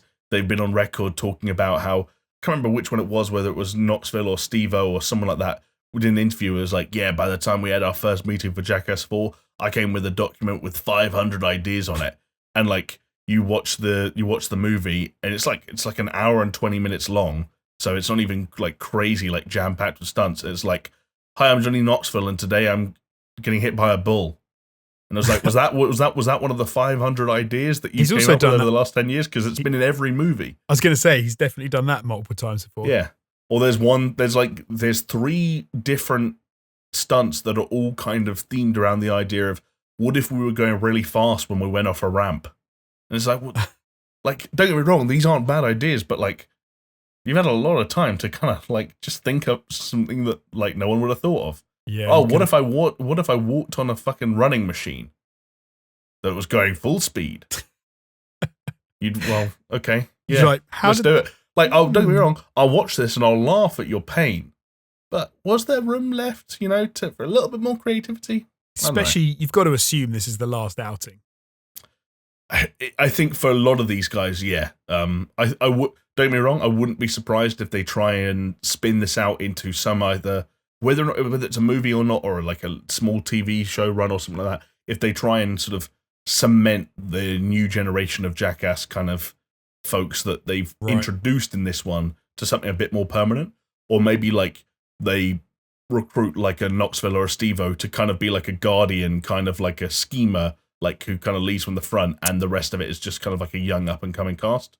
Okay. Because the Jackass name still has a lot of sway, and I think it's probably very appealing for a studio when they say, hang on a second, we can spend like $5 million giving these idiots cameras to like kick each other in the balls, and we'll make $100 million in return. Like, it must be appealing. Those numbers are all not accurate, by the way, but yeah. I do like how in the age of what do you call it? Like studios and Hollywood and stuff being like, well, maybe they're not, but I imagine they're like, it's about time we sort of dismantled the patriarchy and got rid of toxic masculinity. And they're like, Jackass movie? Yes. We're going to make another Jackass movie. Yeah. But it's wholesome. It's wholesome. Like there's not that much that's actually like toxic or fucked up about Jackass beyond the pain they put themselves through. No, I don't think there is either, but I think the whole setup of that to whenever I've watched it, it is always like being in a sports locker room. Right. The dynamic is sure. like, especially when you see the behind the scenes stuff where like the director's like sitting on a chair writing on a thing, and they run up behind him and like shave their head, or they smack them with a jaw, like they'll just tase them. And it's like, it just reminds me of being 16 playing rugby and like going on tour, and just stupid shit that people did. There was no like badness really, there was no meanness, but there was just stupid stuff that people did to each other. Like I remember, this is obviously far from Jackass, but going to being on tour and then someone just bringing hair removal cream and thinking it was hilarious to just cover the hairiest player with hair removal cream from head to toe. There was no like, toxicness about it, no malice about it. It was just, this is funny, but if it was you having it done to you, I don't think you'd think it was that funny. Yeah, I guess that kind of spirit does still live on. Yeah. So I think I thought that's the thing that people didn't really like these days. I thought they were like, we need to do away with that, but maybe not. Well, Jackass somewhat proving otherwise. Do you know what else people are seemingly not doing away with as quickly as we might have thought they would, Josie? What's that? Playing Overwatch, or at the very least watching it. Yes. And that's because Overwatch 2, as we mentioned at the top of the podcast, has been making headlines this week after it reached, brace yourself, Genty, 1.5 million concurrent viewers on Twitch, which ranks, as the 8th highest number of all time as far as concurrent viewers go, which is pretty darn impressive. That is seriously impressive, given that it wouldn't be that long ago that you'd start to talk about the fact that Overwatch, people would say, is it a dying game? Is Overwatch dead? Right, exactly. And when you look at these sort of 7 games that rank above it on that leaderboard, you're talking about Call of Duty Warzone, Dota 2, Valorant, CSGO, Minecraft, Fortnite, League of Legends. So basically you're talking about like the biggest games, well, of recent memory, the biggest games of the last 10 years in terms of... Except for Valorant. Hey, like... Chris isn't here to fight the esports corner, so I'm not going to do it. I'm going to wait till Chris is back to let you two have that argument, because Chris has got far more insight into the popularity of Valorant than the bot viewer argument that I think Overwatch 2 maybe deserves a little bit in the Valorant camp as well. I don't necessarily buy it's actually as popular as that. So that's because there is an asterisk to all of this, which might actually explain what you're talking about. So essentially, Overwatch 2 is in beta at the moment. The beta is running until May 17th and is only available on the PC, although Blizzard has said it's got plans to include console players in future tests. But the thing that might tap into your theory, Jonesy, is how you gain access to the beta, which is essentially Blizzard partner streamers were allowed to stream during specific time windows, and players that have accounts linked to their Twitch account, that is Battle.net accounts linked to their Twitch account, will earn a beta key to the game after watching, I think we've got written down here, the 4-hour mark, which I guess depending on, how many days it takes you to get it and whether or not you cram it in all one session, is quite a lot of Overwatch 2 to watch. And I can certainly see why someone might be interested in taking up that offer as a means to getting a bit of early hands-on time with that beta, rather than just watching Overwatch 2 out of a sheer desire to watch Overwatch 2. So hold on. So you've got Blizzard partners, yes, who are, when they're streaming at a very specific time, and yes, then you have people that have to watch for 4 hours. Yes. In order to get... This sounds like someone sat down with a piece of paper and a calculator and they worked out how to get the maximum number of concurrent viewers at any one time in order to become, to get in a list of, oh, look, Overwatch 2 is doing really well as concurrent viewers. I mean, you are not wrong, is the I guess the short way of putting it. Like, clearly this has all been designed and orchestrated to maximize the amount of people watching the game at certain times. But I also think there's an element of this where there is curiosity about Overwatch 2, about the amount of new content, about the way it's going to differentiate itself, or at least maybe even not differentiate itself from its predecessor, that would attract a lot of people. Would it have been 1.5 million concurrent viewers? Probably not. I don't think we're talking about a top 10 all-time Twitch record in terms of concurrence. But I think it would have been successful. This was just another way of them squeezing a little bit more, a little bit more viewership out of it. I can't, right. Is that... Yeah, they didn't build all of the viewership from that. No, I can understand why. It's a funny one though, because I would think that Overwatch 2, we've talked about before, and we've said that maybe the reasons for making an Overwatch 2 outright are a bit questionable in the first place, but give Overwatch its props. It was a massive game. It was a lot of fun. I can't imagine that Overwatch 2 is not also going to be very well sort of taken up, at least when it actually comes out. For sure. So hey, maybe it is just simply going to be that popular. But then again, you talked a lot about Overwatch 2's, potential popularity in light of the relative success of the first one, especially, at launch in the first couple of years. That actually kind of ties into one of the reasons that I have not watched any, significant amount of Overwatch 2 footage thus far, nor do I have a particular desire to play any Overwatch 2 at the moment beyond what I've seen.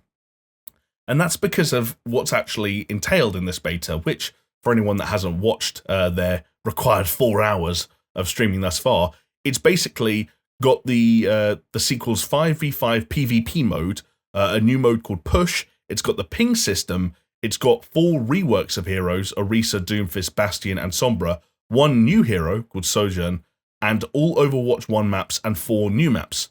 Now, of course, I'm kind of picking that apart and trying to figure out what the most interesting part of that is. And don't get me wrong, there are interesting updates. Obviously, 4 new maps coming at once, never a bad thing. A new hero is always interesting in a game like this. The ping system, again, a little bit behind the times. A lot of other games implemented a feature like that very quickly. Hero reworks always welcome. But again, and I know this is a beta, but what part of that sounds like a sequel to you? Hero reworks and Overwatch 1 maps and a ping system. I don't want to be too negative out of the gate, but it seems light. And you've got to ask the question. I understand that they don't want to move too far away from Overwatch 1 because I guess they're worried about alienating their existing audience. But then the problem is if you don't move too far away and everyone just says, oh, it's just an update to Overwatch 1, I think you risk anyone who isn't a current Overwatch player just kind of ignoring it because they're like, oh, it's basically just a continuation and I haven't played Overwatch in years. Why am I suddenly going to pick it up now just because they've written a 2 next to it? Yes. It feels like a new season of Warzone, for example. If you're not already playing Warzone, you're not suddenly going to jump in because there's a new season. You need something to sort of bring you in. Yeah. And everything you've just said there, I think, sounds like new season of Overwatch. It doesn't necessarily sound like exactly Overwatch 2. Again, that's just sort of one of the weird ways in which, especially online PvP experiences have changed over the years. And I'm not just talking about Battle Royale games, but I'm just talking about online titles in general. The idea of new map introductions, new character introductions, character reworks, those aren't usually, but into this day and age, selling points for sequels and new boxed, $60, whatever it ends up retailing for products. They, exactly what you said, they usually end up being bullet points on patch notes or on new seasons or, so much of that industry or the industry in general has trended towards this idea of let's keep people in certain ecosystems by continuing to update and support games essentially for free and then monetize the game through other means. That's the whole premise of Overwatch 2 sounds antithetical to that way of thinking and the way things seem to be trending. And do you know what it makes it even more bizarre to me is that you would have thought that Overwatch, a Blizzard game, given now that it is Activision Blizzard and Activision with Call of Duty and Warzone, they know that in order to sell more copies of games, they can't just sell Warzone again because it's just Warzone. So it seems like they package it with a single player campaign when they need to drop a new game. They know they need to do something extra.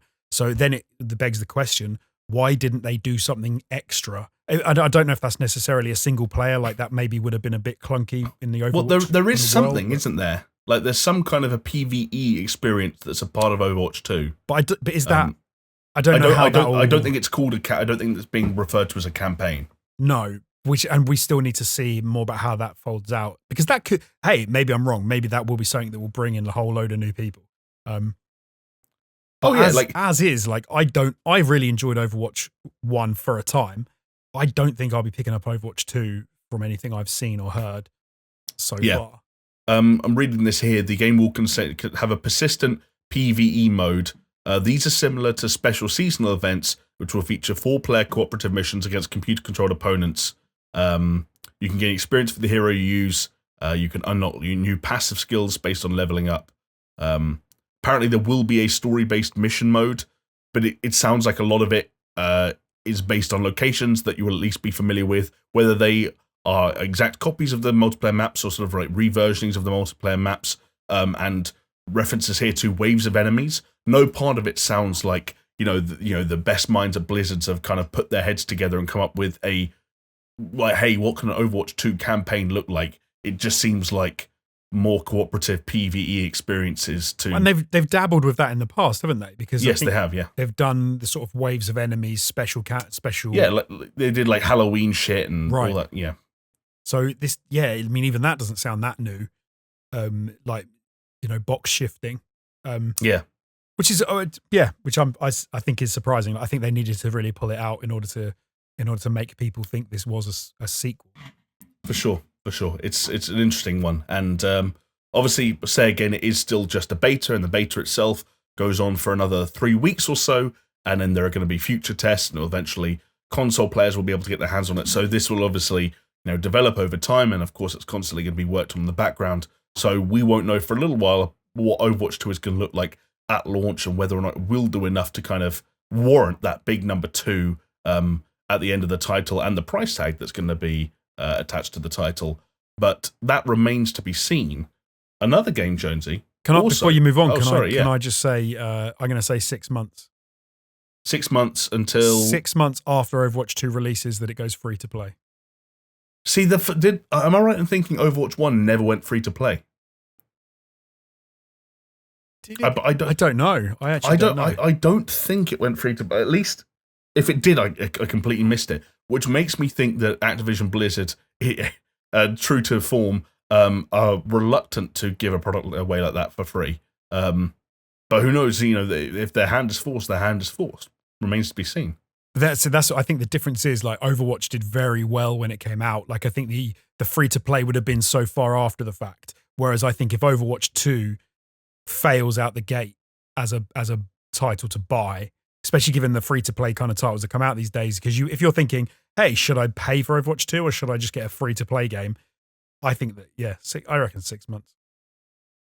Do you know what? Okay, I respect it, and I largely respect it because I'm actually not brave enough to give a kind of a time scale. I'm just going to leave it open ended. I'm going to say I don't know what the hell's going to happen with Overwatch 2. It just seems weird. It does. Yeah. It also weird, and again, like, not to kind of jump the gun, but we're going to be talking a little bit more later on in the show about the prospect, of course, Activision Blizzard's potential acquisition by Microsoft, which would then sort of bring in the question of, like, okay, if that does go ahead and happens, in a reasonable timescale, is Overwatch 2 then a candidate for Game Pass? And does that then, increase player counts a significant enough amount that they can kind of sustain that for a little while? But we'll get to that when we get to that, I guess. And I will also just say, actually, before we move on entirely, that if you have any particular burning thoughts on your mind about Overwatch 2, or better yet, if you have watched and or played a significant amount of the beta so far, please do chime in the comment section down below, because neither of us have got hands on with it, and it's always interesting to hear from the folks at home, especially if you are a particularly passionate Overwatch fan and you have all kinds of juicy hot takes that we can simply steal and repackage as our own when we read them out as a comment of the week next week. You wait, all of the comments are going to be from Chris. I mean, Chris, it's a shame Chris isn't here, because he usually has some interesting things to say about the world of Overwatch, because I know he's kind of, especially from the esports perspective, which he's been close to and sort of covered before. But hey, maybe I'm sure the beta's going to roll on. There'll be plenty of opportunities in the coming weeks to get his thoughts. Jonesy, you mentioned actually, obviously within the Activision Blizzard stable, Overwatch is not the only first-person shooter that does the rounds nowadays, because of course you brought up the Call of Duty series earlier on, and they made headlines today by essentially confirming the announcement that everyone knew was going to happen at some point. It's now real, and we have logos, and we even have a weird little logo animation. This year's Call of Duty is indeed going to be called Call of Duty Modern Warfare 2. And I don't know if you remember, Jonesy, but how many years ago now? A certain amount of time ago now that my maths won't let me figure out on the spot, another video game came out way back in, I think it was 2009. Pretty sure it's 2009. And it was called, stop me if you've heard this before, Call of Duty Modern Warfare 2. Yes. I've an interesting choice, right? Yeah, not surprising after the success of Modern Warfare, the new Modern Warfare. It was just a matter of time, right, until they did the second. I did have I don't know if this crossed your mind, but I did wonder if, like, how Doom was like, well, we're not going to call this Doom 2, so they just came up with the word Eternal. Right. I did wonder if there was going to be some weird, like, Call of Duty Modern Warfare going dark, or something like dumb like that, right, where they were like, let's not call it Modern Warfare 2, just in case. But they did that already, didn't they? Because they had obviously Advanced Warfare, and then they had like Infinite Warfare, yeah. So they've But those were still just one word and then warfare. Right, but then how many words are they going to stick? So you were thinking it was going to go like Modern Warfare, like Modern Warfare Beta. Modern Warfare. Yeah, exactly, but with a more like hardcore punk rock word instead of beta. I mean, Ubisoft aren't making this, mate. So live the punk rock. Call of Duty Modern Warfare punk rock mosh pit. Damn, what a missed opportunity! And then it would have sold. Tom Clancy's Call of Duty Modern Warfare X Defiant.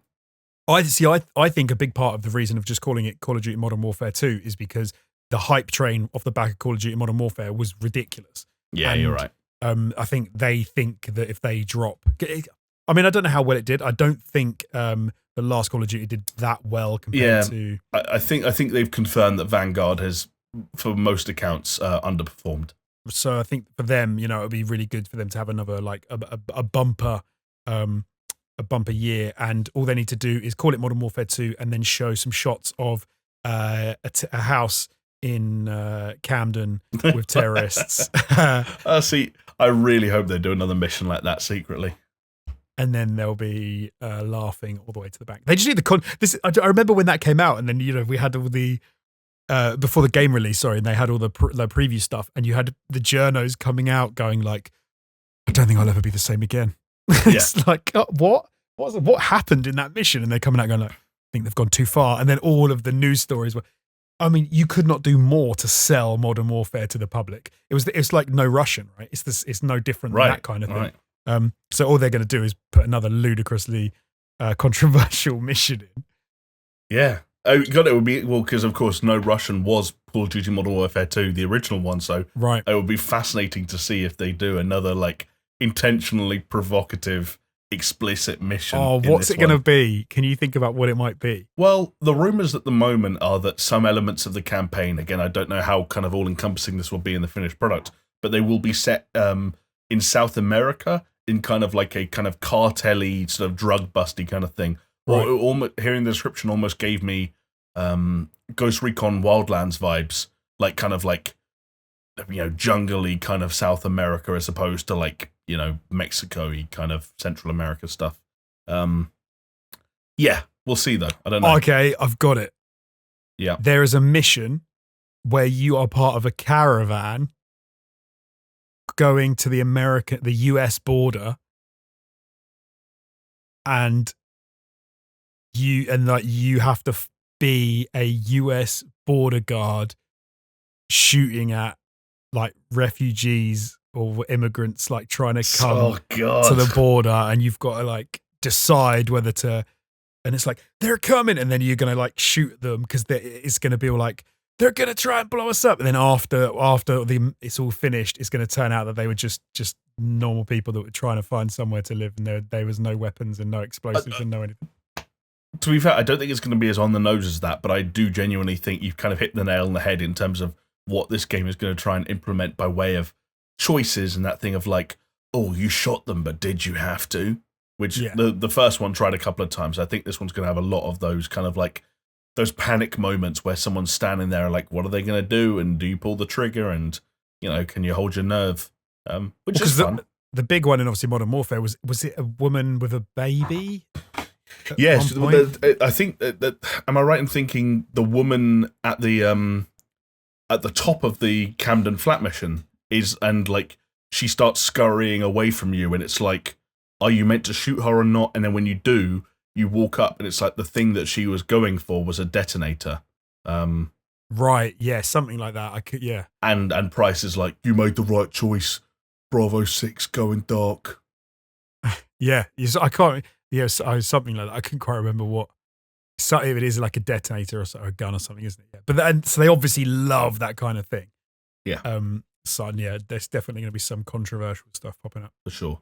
But of course, beyond the campaign and the controversy, the original Modern Warfare 2 obviously known for its multiplayer. Depending on sort of when you jumped on the Call of Duty bandwagon, some people even remember it as sort of era-defining multiplayer action. Which obviously Call of Duty are going to hope to return to this year, and it will be supported, Activision officially confirmed earlier this week, with a new Call of Duty Warzone that is in development. Apparently it's being built from the ground up alongside Modern Warfare 2.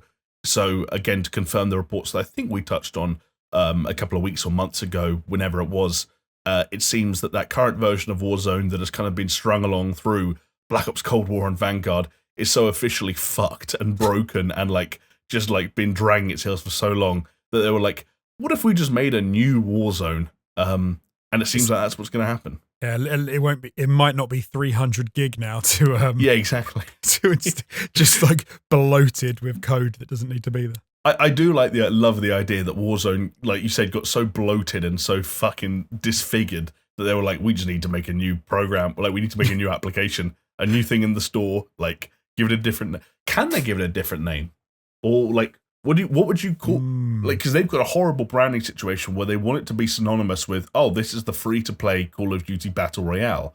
But can you just release Warzone 2?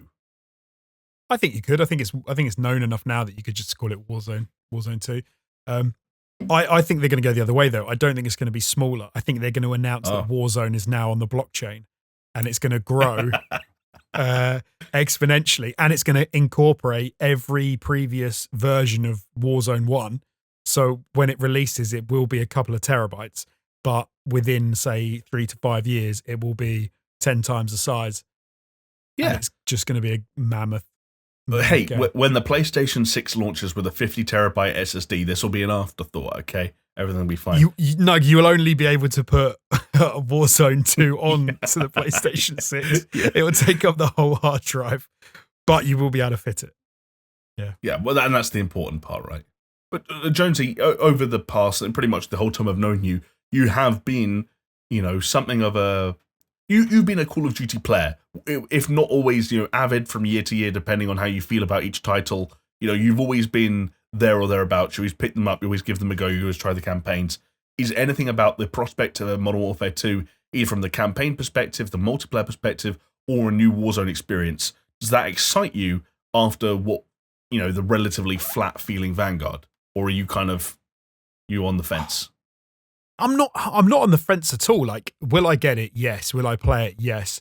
Will I play Warzone again? Maybe. It depends. I'd like to see what a new Warzone experience feels like.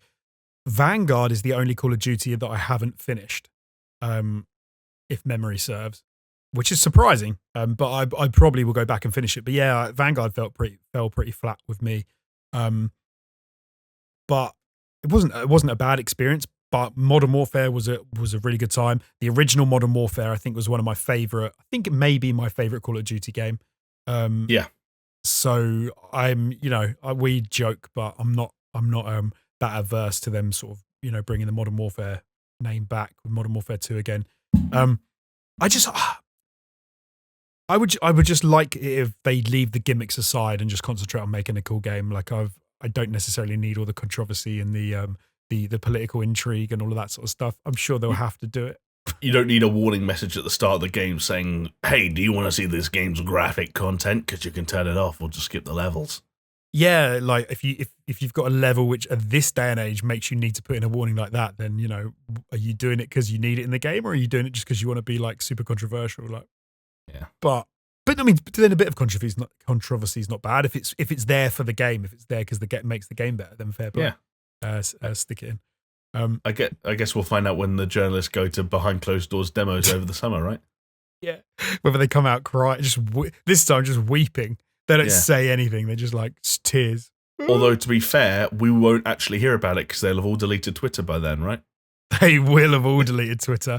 None of them will be on it. So do you know what? All we're going to see is the right wing takes on it, which will be even more fun because if it doesn't fit with like the right wing, the conservative way of doing things, they'll just be losing their minds talking about how outrageous it is. I should have been given the opportunity to kill more terrorists. Yeah, I reserve the right to use my gun during cutscenes because I'm an American and I have the right to bear arms. Although, do you know what I would love? I would love it if Call of Duty Modern Warfare 2, had like a main character that you play at who is trans, and then I'd just love to go onto all the different YouTube shows and just listen to the little commentators just going mental. Like, oh yeah, just losing their shit. Continuing to be adamant that they are not anti-trans in any way, shape, or form, and they support trans rights, and yet they are bizarrely furious about everything related to that character in that game. That would be worth it just for the reaction. And then, like you said, that's all it will be on Twitter because all the game journos will have left by then because Elon Musk. Of course. Elon Musk is bad. Yeah. Maybe we'll get to find out what Elon thinks about Modern Warfare 2. Who knows? Do you know one thing about Elon Musk that I thought was weird? The man owns an electric car company. He single-handedly probably made electric cars cool, which is like pro-environment, and pro-environment is like quite a lefty thing.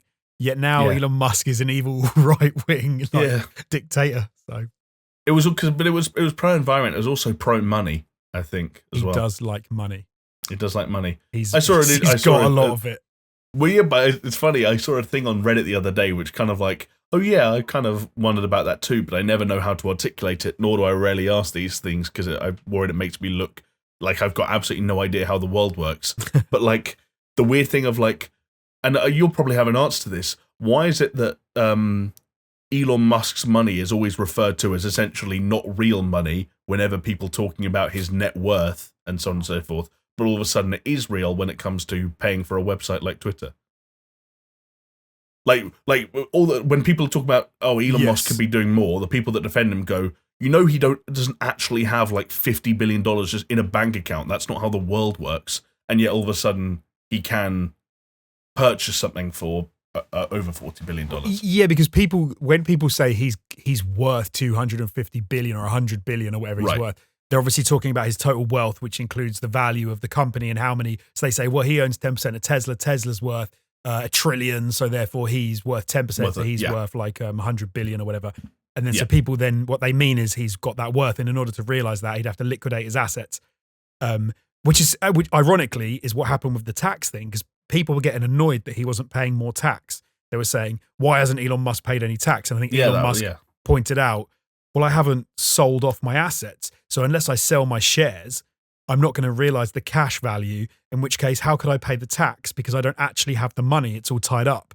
So then he actually did, because a load of people said, yeah, you should pay. I remember this. He sold a shit ton of shares, and he paid like 8 billion. Was it 8 billion or 80 million or something? No, it must have been more than 80 million. Maybe it was like $800 million in tax, which made him the single highest taxpayer in 1 year ever in the US. Like he paid the most tax bar none.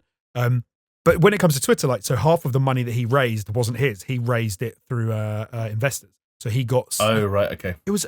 That's happening a lot with the football club I support at the moment. Right. So they don't necessarily front all the cash themselves. They go and they raise cash from other people, from other investors, and then they get a consortium together. Yeah, and then I think he put 20 billion of his own money in, and then he got a whole load from other investors, and he sort of put that all together. Yeah, because like this is why. Although that's when you get the really funny stories of like this guy's worth 100 billion, and then the next day when their company falls to pieces, it's like they lost 90 billion overnight. They didn't actually just lose it. Yeah, but people like to try to do that a lot with by looking at like a video game company like market value and share price and stuff like that. It was like, oh my god, did you guys notice that Battlefield was so bad that EA lost $300 million? Yeah, it's like, well, of imaginary money, I guess. Yeah, of value which they can just make up again in the next however long. Right. Yeah. As you can tell by listening to that conversation, I know a hell of a lot about money, which is why I feel uniquely qualified to talk about matters such as ongoing investigations within the FTC, the Federal Trade Commission, because Jonesy, releasing and developing games like Overwatch 2 and Call of Duty Modern Warfare 2 isn't the only thing that Activision Blizzard has been up to, because as we said earlier, they are currently in the process of being acquired by Microsoft, which will make them a part of Team Xbox. And actually today, at the time of recording, Activision Blizzard stockholders voted to approve Microsoft's acquisition of the company. In fact, it was more than 98% of the shares that voted at a special meeting today, and they were in favor of the proposed transaction. But the reason I mentioned the FTC is because there's a little twist in the tail, Jonesy, because while the people who had the ability to vote at that special meeting were clearly in favor of the deal going through, the FTC still needs to investigate the deal, and Bloomberg in fact reported this morning that shares of Activision Blizzard are still trading at 25% lower than the $95 proposed by Microsoft, which suggests that investors believe there's a risk the buyout may not happen. Because for people that don't know what that means, it basically means that if you know that a deal was going to go through and you were going to get $95 a share, then obviously the shares will be worth $95 because people would know like that's how much they're worth. which means if you were holding them and they were worth more than $95 each, you knew you were going to lose money on the acquisition. If you were holding them and they were worth less than $95, you knew you were going to make like let's say they were worth $85, you were going to make $10 per share. So if you knew you were going to make $10 per share, you'd snap up as many shares as you possibly could before the acquisition. The fact that they're trading at 25% lower than the $95 suggests that people that hold the shares don't really believe the sale is going to go through. Because otherwise it would be you'd buy the shares. Why the hell wouldn't you buy the shares? You're guaranteed Right, to make exactly. money. It's literally like a public advertising of saying, hey, here's a thing that's worth $70-something at the moment that will be worth $95 when this thing happens, and no one's buying it. And no one's buying it. Would be like someone saying, I've got pound coins for sale, and someone's like, how much are you selling the pound coins for? 75p. You're like, you'd buy them. Yeah. But so this suggests that the people are not actually that sure this is going to go through. But kind of makes sense. That like Microsoft, massive company, Activision Blizzard, massive company. When it starts to get to like antitrust and monopoly and stuff like this, it can get really weird and shady. Or it could just mean, to be fair, that they don't think the deal's going to go through anytime soon. It could mean that they think that there's a way to go before it gets signed off, in which case no one's in a real rush. Right. But like you mentioned, you talk about antitrust stuff. I know there's been some speculation based on some of the reading I was doing earlier today that President Biden's focus on antitrust enforcement is one of the things that may be putting the deal under increased scrutiny. I'm obviously, as I already said earlier, I'm kind of naive to all of this. I kind of just go with the flow and read whatever the articles say. But to me, considering, all the conversations that were had around it, how much excitement there was, we sat here on this podcast for probably a few weeks in a row just talking about all the possibilities that could come around as a result of an acquisition like this, and all the franchises that could be resurrected and the games that could have newfound money put into them. And so, it would be crazy, but I guess not impossible, but crazy if an acquisition of this size that was being talked about for so long just all of a sudden didn't happen. And I know that's probably not that uncommon, but in gaming terms, it would be like, blimey, just disappear. I think it will happen. I just think the issue will be how long it will take and what Microsoft will have to do to alleviate fears around monopoly and competition and stuff. Like, for example, I'm pretty sure like weird stuff can happen when they say you can buy it, but you need to divide it. You need to sell off this section of it, or you can't own this and this because you already own another company over here that does the same thing, and you can't own this many companies that all do the same thing when they own a certain market share. So don't get me wrong, my understanding of this is not like that great, but from what I understand, it can just be that there's a lot of hoops to jump through, and so we're maybe more talking about time as opposed to like not necessarily saying that it won't happen. But hopefully it will, because because we like Microsoft, we don't necessarily like Activision Blizzard at the moment. So it'd be nice if I just want more games to be on Game Pass, to be honest, Jonesy. That's like best deal in gaming. Yeah, literally sitting here talking about how we're unsure about Overwatch 2. Please, just put it on, make my mind up for me. Yeah, exactly. Make it easy. But yeah, that's something we're going to have to keep tabs on, obviously, because as Jonesy just said, it could be playing out over a significantly longer period of time than perhaps even first theorized. But one thing we won't have to wait too much longer for, Jonesy, in fact less than 2 months now, is what Microsoft, of course the company who are in a position to acquire Activision Blizzard should everything go ahead, it's their plans for an E3-style Xbox and Bethesda game showcase, which we now know will go ahead on Sunday, June 12th, which is more or less the same spot they have it in every year, so it's not that much of a surprise. But it is nice, given, uncertainties around companies like Sony and whether or not they're actually going to have an event in time for summer and so on and so forth. EA, who have, of course, confirmed that they're not going to have anything this summer.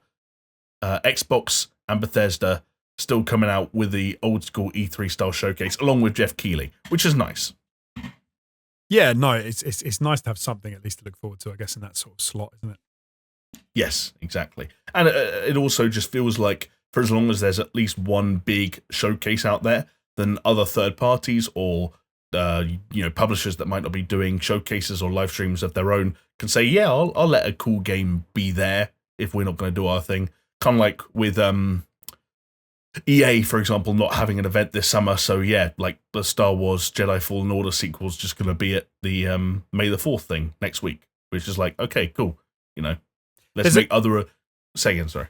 I was going to say, it's also interesting or cool that it's Microsoft who are doing it as well, because obviously as a platform, with not just Game Pass, but like Xbox being across PC, being across console, if anyone else wants to just like drop their stuff into the Microsoft showcase as like a third party thing, like we're still, you know, that might be a great vehicle for them. You're just going to end up with Microsoft basically doing E3. That's just going to happen in a few years' time, especially after they own Activision Blizzard, like next year. Oh, good, yeah. Like, because you're right. Like when you combine the things they're going to have in house with their ability to go out and get third party stuff, like it could be huge. I still remember being with you in LA in 2018, where Microsoft's press conference had it had Cyberpunk, it had the announcement of Dying Light 2, they had the announcement of Devil May Cry 5, they had the announcement of Sekiro.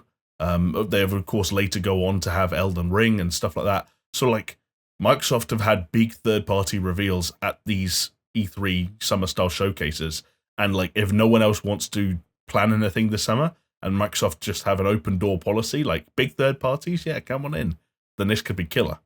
Yeah, absolutely could be, really could be, which would be, hey, Game Pass continues to be the greatest deal in gaming, and if Xbox, if Microsoft, also end up having the like the biggest showcase year on year, like if E3 never actually comes back sort of like properly, then I don't know, you get into a weird situation where everything's on Game Pass. Microsoft is showing off everything. They're buying every company anyway that's making anything. So you end up just like them just becoming the Goliath that we keep saying, like they keep winning.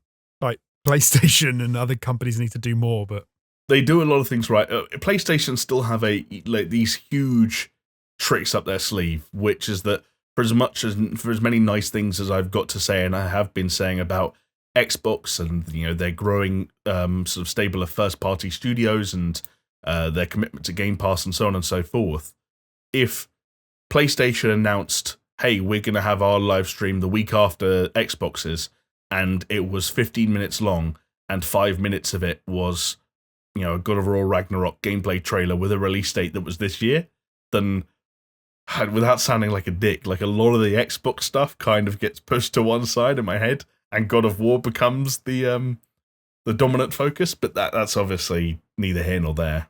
I think that's obviously true for us, for like, you know, certain games can just tip the entire thing. But I think on balance, you get to the point where it doesn't even become a question of like, who was bigger, Microsoft or PlayStation? It's like, come on now.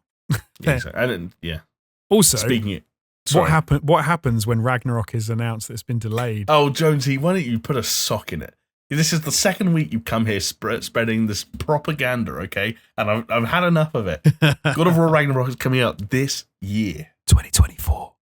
This year, I can't wait till a trailer with a release date drops by the end of summer. And the and date is this year. I'll let you have to get the caveat in there. To clarify. It's coming holiday 2024. No, what did I say? February. It wouldn't be holiday. That'd be mad. Yeah, I think February, I think you said Q1 2024. There or thereabouts. Which you know what, I don't even want to think about it because it makes me feel a little bit sick. What I do want to think about though is what Xbox could potentially be showing at this summer showcase. Obviously, talking about the strength of their first party and the things that are in all likelihood coming to Game Pass on day one. We already know that Todd Howard said in November that Bethesda should be showing the next major Starfield reveal this summer, which is an exciting one because obviously a big title, big studio, still scheduled for a 2022 release date, so that would be a big deal if they get a nice big hefty showcase out for that. But a couple of other games that we could see, and I will say now that on this list, a lot of this stuff is much further away than actually being shown this year, but so I'd say this even actually extends beyond the realms of optimism. Some of the stuff just won't happen, but I'm going to say it anyway because it's a part of what's going on. You've got Ninja Theory's Hellblade 2, you've got Obsidian working on the Outer Worlds 2 and Avowed. Rare are out there working on Everwild. I don't even fucking know what that is yet. The Initiative, obviously working on the potentially troubled Perfect Dark reboot. Arcane are out there working on Redfall, which I think we saw for the first time this time last year. Undead Labs still need to give us an update on State of Decay 3. We have Fable, courtesy of Playground Games.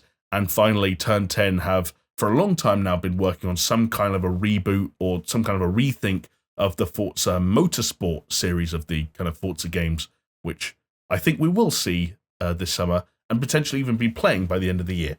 And they've got a little bit of their work cut out because fucking Forza Horizon is a very good series of games, as it turns out. And Motorsport needs to find, I think, a little bit extra, potentially, if it can.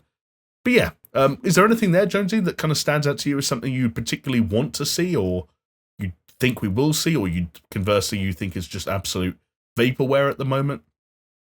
I think the two things that jump out to me have probably got to be Hellblade 2. I've been a fan of Ninja Theory for a long time, and I think the stuff that we've seen of Hellblade 2 looked very, very tasty. I didn't quite believe a lot of it. Right, what that they was said. was that the Game Awards, right? That trailer we had a bit of a back and forth about. Yes. Yeah, the trailers looked fantastic, but they were like, oh, this is totally gameplay. And you're like, okay. In the sense, I think it's gameplay, but in some sense, maybe not quite as free flow gameplay as you're sort of trying to sell it as.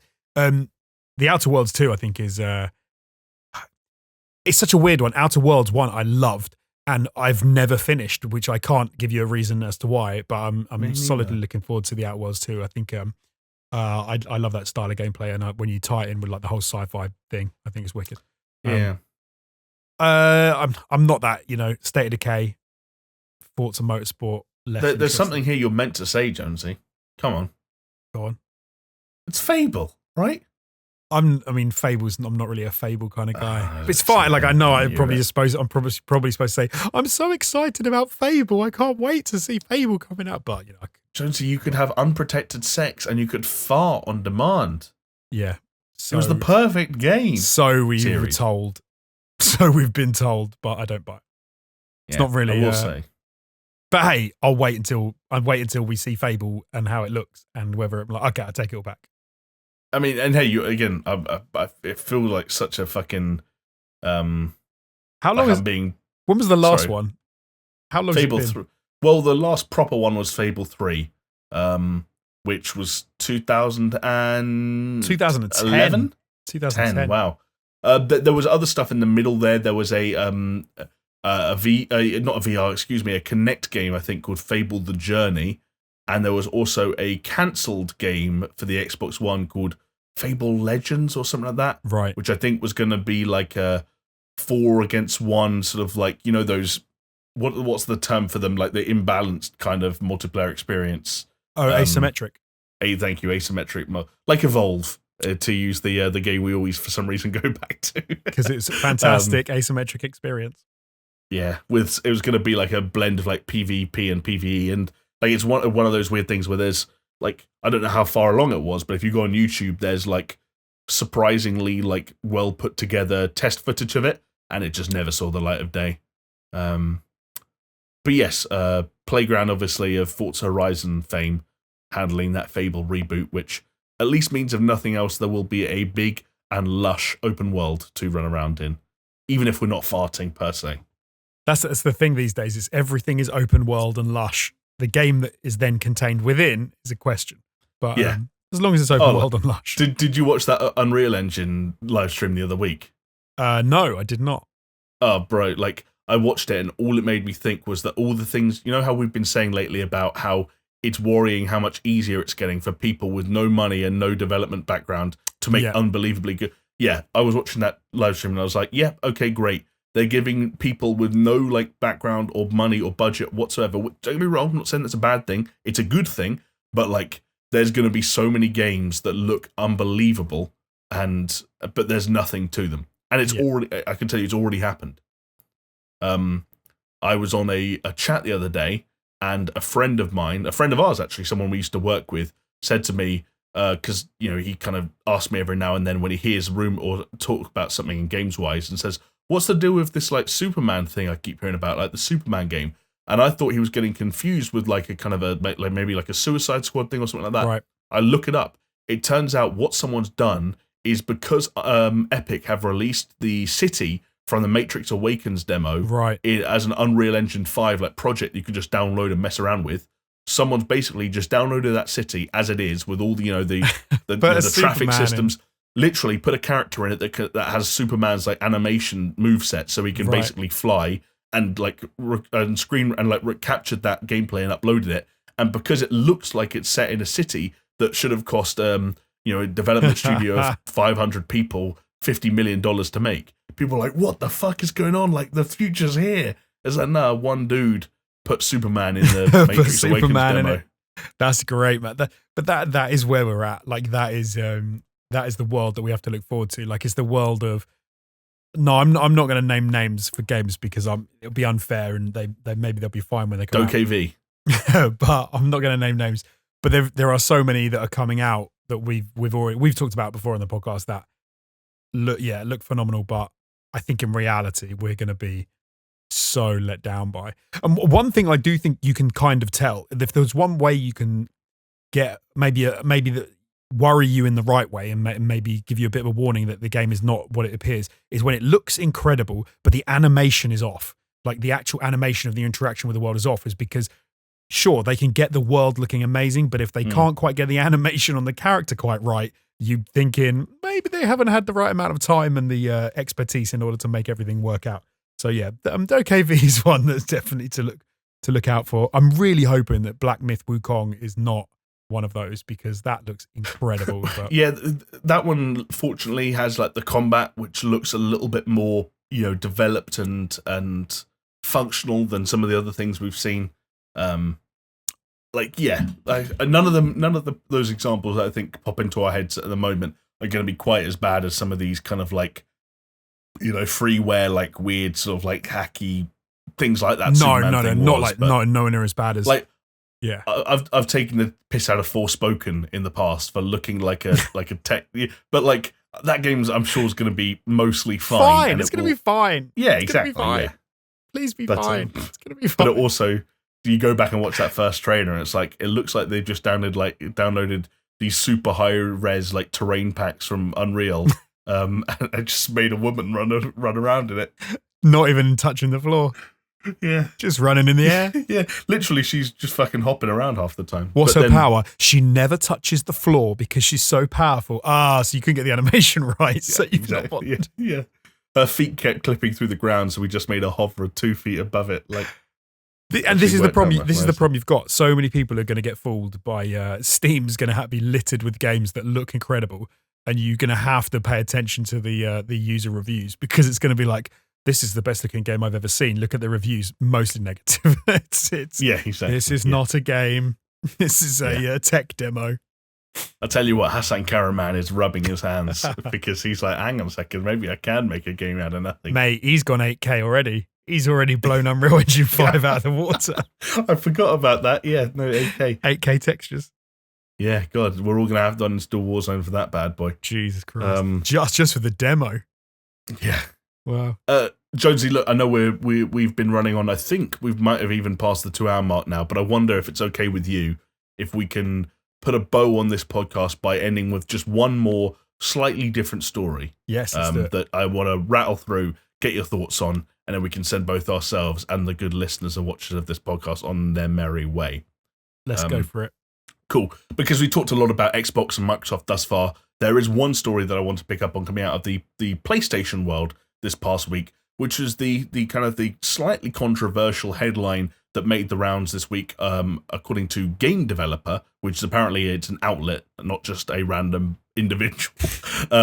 The PlayStation Plus game trials, which for anyone that's forgotten, were one of the kind of the tiers, one of the perks that would be rewarded to people who paid for the highest level of PlayStation Plus coolness when that all gets reformatted and reworked in a couple of weeks' time. Those game trials will be required for games priced $34 or higher, and those limited trials must last at least 2 hours. The new policy won't be retroactive and will not apply to PlayStation VR titles. Developers will be allowed 3 months following the release of the game to release the time trial, and these trials must be available to players for at least 12 months. It is also claimed that Sony will consider releasing traditional game demos for titles as opposed to the 2 hour trial, but this will be decided on a case-by-case basis. there's been a little bit of conversation as well, Jonesy, about where these trials or demos are going to come from. Some people at first read this and interpreted it as the developers themselves having to set aside resources to make the trials or the demos functional. There was some additional information that came out afterwards that applied that someone, like some kind of team within Sony or PlayStation, perhaps associated with the PlayStation Store, would organize or create these these trials themselves. But either way, the idea that every single new game that costs more than $34 having to have at least a 2-hour trial seems kind of fucking crazy on surface level as a first take, right? In some way, but at the same time, like, it kind of makes sense to me because and mainly just off the back of the conversation we were just having, I think that one of the issues you've got nowadays is games are becoming so much easier to produce that look good and that, have a lot of functionality in them. That actually it takes a while before you realize a game is not what you thought it was, or maybe it takes you a little while to get into a game to realize, well, hold on, I've been sold a dud here, and so doing something like this, makes sense. Let someone play the game for a couple of hours. It also gets around PlayStation's weird thing that they had, whereby they are really anti-giving refunds, especially like obviously. Right, that's true. If you buy a physical copy of the game, you've got a bit more that you can do with it. Maybe if it's actually broken, you can like return it. But Sony had a big issue with Cyberpunk. I'm sure everyone remembers when that came out, and then people effectively said, "Hey, look, I want my money back. This is not what I was sold." Sony did not want to give people their money back, and then obviously took it off the PlayStation Store for a long time, partly because of that reason. I guess the idea here is you would never have that problem again, because rather than buy the game, you get the trial, and then if you play it and say, "Hey, this is not what I think the game was supposed to be," then you just don't buy the game. So right, yeah. The one thing that makes me think this is a little bit more reasonable maybe is that the company has 3 months. So day one, pre-orders, none of that's going to get affected. You're only really mopping up players once the game's already come out. But then it kind of loses some of the purpose, because then it's like, well, if it can come out 3 months later. It's a weird one, man. It is a weird one. And like you're absolutely right. Like in many respects, it is sort of a pretty pro-consumer move, even though it is, of course, being put behind a paywall by Sony themselves. And for for anyone wondering, it's unclear how, if they do plan at all, Sony plan to kind of share these profits back with the developers, because obviously, in a weird way, this is developers being forced to give up a trial of their game, and it's being hidden behind a paywall that Sony exclusively at the moment benefit from. But you're right, like, no one knows at the moment whether all publishers are going to be beholden to this, but it does seem like on the surface level, there are some publishers who are just going to be like, no fucking way, like, they're not playing a 2-hour trial of this. Like, it wouldn't hurt them, don't get me wrong, but for some reason, I imagine Rockstar in my head when it comes to like the stubbornness of like, no one is getting a 2-hour fucking free trial of GTA 6. People are buying GTA 6, and even 3 months down the line. And you wonder if Sony are going to have some kind of built-in flexibility to allow for like big publishers who can throw their weight around to say no. But then, of course, when one person's allowed to say no, then all of a sudden another publisher knock at the door and like, hang on a second, why do they get to bypass this? It just seems like there's a potential for mess, is what I'm saying. I think you're absolutely right. Like, not least because 2 hours is quite a long time. And if you've got someone like Rockstar, I think, like you said, they're going to see that as like just messing around with their model. Like, they want you to just buy the game. They don't want to mess around with giving people a couple of hours and deciding, actually, it's not really for me. Like, you bought the game. They're not going to want to mess about. But at the same time, because it's behind a paywall, you've got to say, okay, it's going to be a minority of people who are going to be doing it, and then playing the things. So then, is that not just annoying for the developers in the sense of they've got to put development time into producing the 2-hour? Well, thing? That's if they do, I guess. That again, there's been some chatter that they won't. No, I don't know if anyone knows for sure. Because then they're just going to lose money from it. Like, even if PlayStation passed back a percentage of it, they're never going to make enough money to make it worthwhile at commercial levels, surely. Because like, we all know what it's like, whether you've just bought something, whether you've rented something, whether you're playing at a friend's house, we all know what it's like to play the first hour or two of something and being like, do you know what? I don't need to buy this. Yeah. And like we've all felt that on games we have bought. We've all spent £60 on something, played 2 hours, and gone like, do you know what? Like I didn't need to buy this. Like for whatever reason, whether it's like you didn't need to buy it at that time at that price, or you just straight up not enjoying it as much as you thought you would, or it's just like not clicking with you for whatever reason. Yeah, you got to imagine like it will in a roundabout way almost lead to losses. And if there's any publisher that feels like, okay, we're welcoming losses at Sony's gain because they wanted to implement a new tier of their paid subscription service, like, yeah, that could be tricky. You also end up with a weird position whereby you could end up with, like, for example, let's say a third party come out of a game and they have to put up a 2-hour demo of their game on the PlayStation Store. You might end up people playing the demos just to see what the game is like, to know whether they want to buy it, even if they're going to buy it on Xbox or PC. Like, it might actually have a real impact on the developers and the publishers, because it becomes a free way of trying out games. And I don't know if people would, but like maybe people would buy a PlayStation just so they could test out, like, maybe that's too far. I mean, I was going to it would probably be a bit too expensive when you consider the monthly fees as well. But in the days of like £70 games, suddenly it's, you know, like, like one example for me is like an ironic timing, because I know there's a patch coming out next week that will add difficulty options, but I wasn't sure about Sifu, and it was like I wasn't sure about how I'd be able to ride out the difficulty curve. I wasn't sure if I'd be able to sort of like pick up the game's fundamentals in such a way where I could actually make progress. You know, I wasn't sure if it was worth that much money. I wasn't sure if, you know, the price would drop, or if it would be a PlayStation Plus game, or there were all kinds of things, and it led to me ultimately not buying that game. With hindsight, a 2-hour trial, which I believe, I don't remember, I think it retailed for more than €33 or $34. It was right on the cusp, I think. But I think it was over slightly, maybe £35. So, like, would 2 hours of 2 hours of seafood? That's like a good chunk of seafood. Definitely give you enough to experience the feel of that game and how it's going to play. And like, it might have pushed me to buy, in which case that's in the sale they didn't get, or it might have reaffirmed my decision to not buy, in which case I guess there's no actual loss. But it can go so many different ways. I could immediately have told you what would have happened in the case of something like Seafood. The game would have retailed for just under the amount needed to. Well, there's that too, yeah. all of a sudden it starts costing $33.99. It's like, it doesn't require a trial. And then there's DLC for £5 to unlock something in the game the ending. You need to have. Yeah, the ending, yeah. It is a weird one. I don't think it's very well thought through, to be honest. In some respects, I like it. In some respects, I don't. It's strange. I don't think it's going to catch on. And because, like you said, it's behind a paywall. So I think at the end of the day, it's just going to become it's probably going to become more trouble than it's worth for Sony. And I think maybe they'll knock it on the head. Maybe they just won't do it. Maybe. Well, just get weird. Yeah, we will find out sooner rather than later. Again, I don't know when the sort of the trial stuff is all going to be implemented and when they're going to start making sort of rules around that. But the new tiers of PlayStation Plus and the migration over to the new way that's going to be structured is currently targeted for June. So I think various dates across June, depending on which region you're in. But I think mostly it's all happening in June. I think maybe mid-June in the Americas and late June here in Europe. And then we will get to see how smoothly that transition goes and whether or not it's worth jumping up a tier for that, that catalogue of downloadable PS4 and PS5 titles.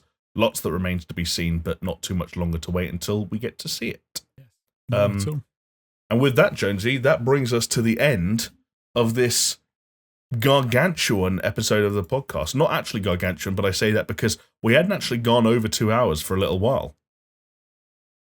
We haven't. We've only just gone over 2 hours today, right? But we've done it though. We have made it.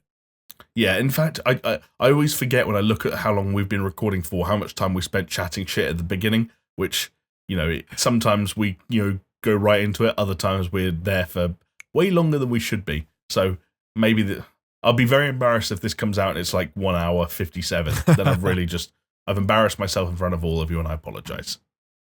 It's all right, Jamie. There would be like 3 minutes of black at the end.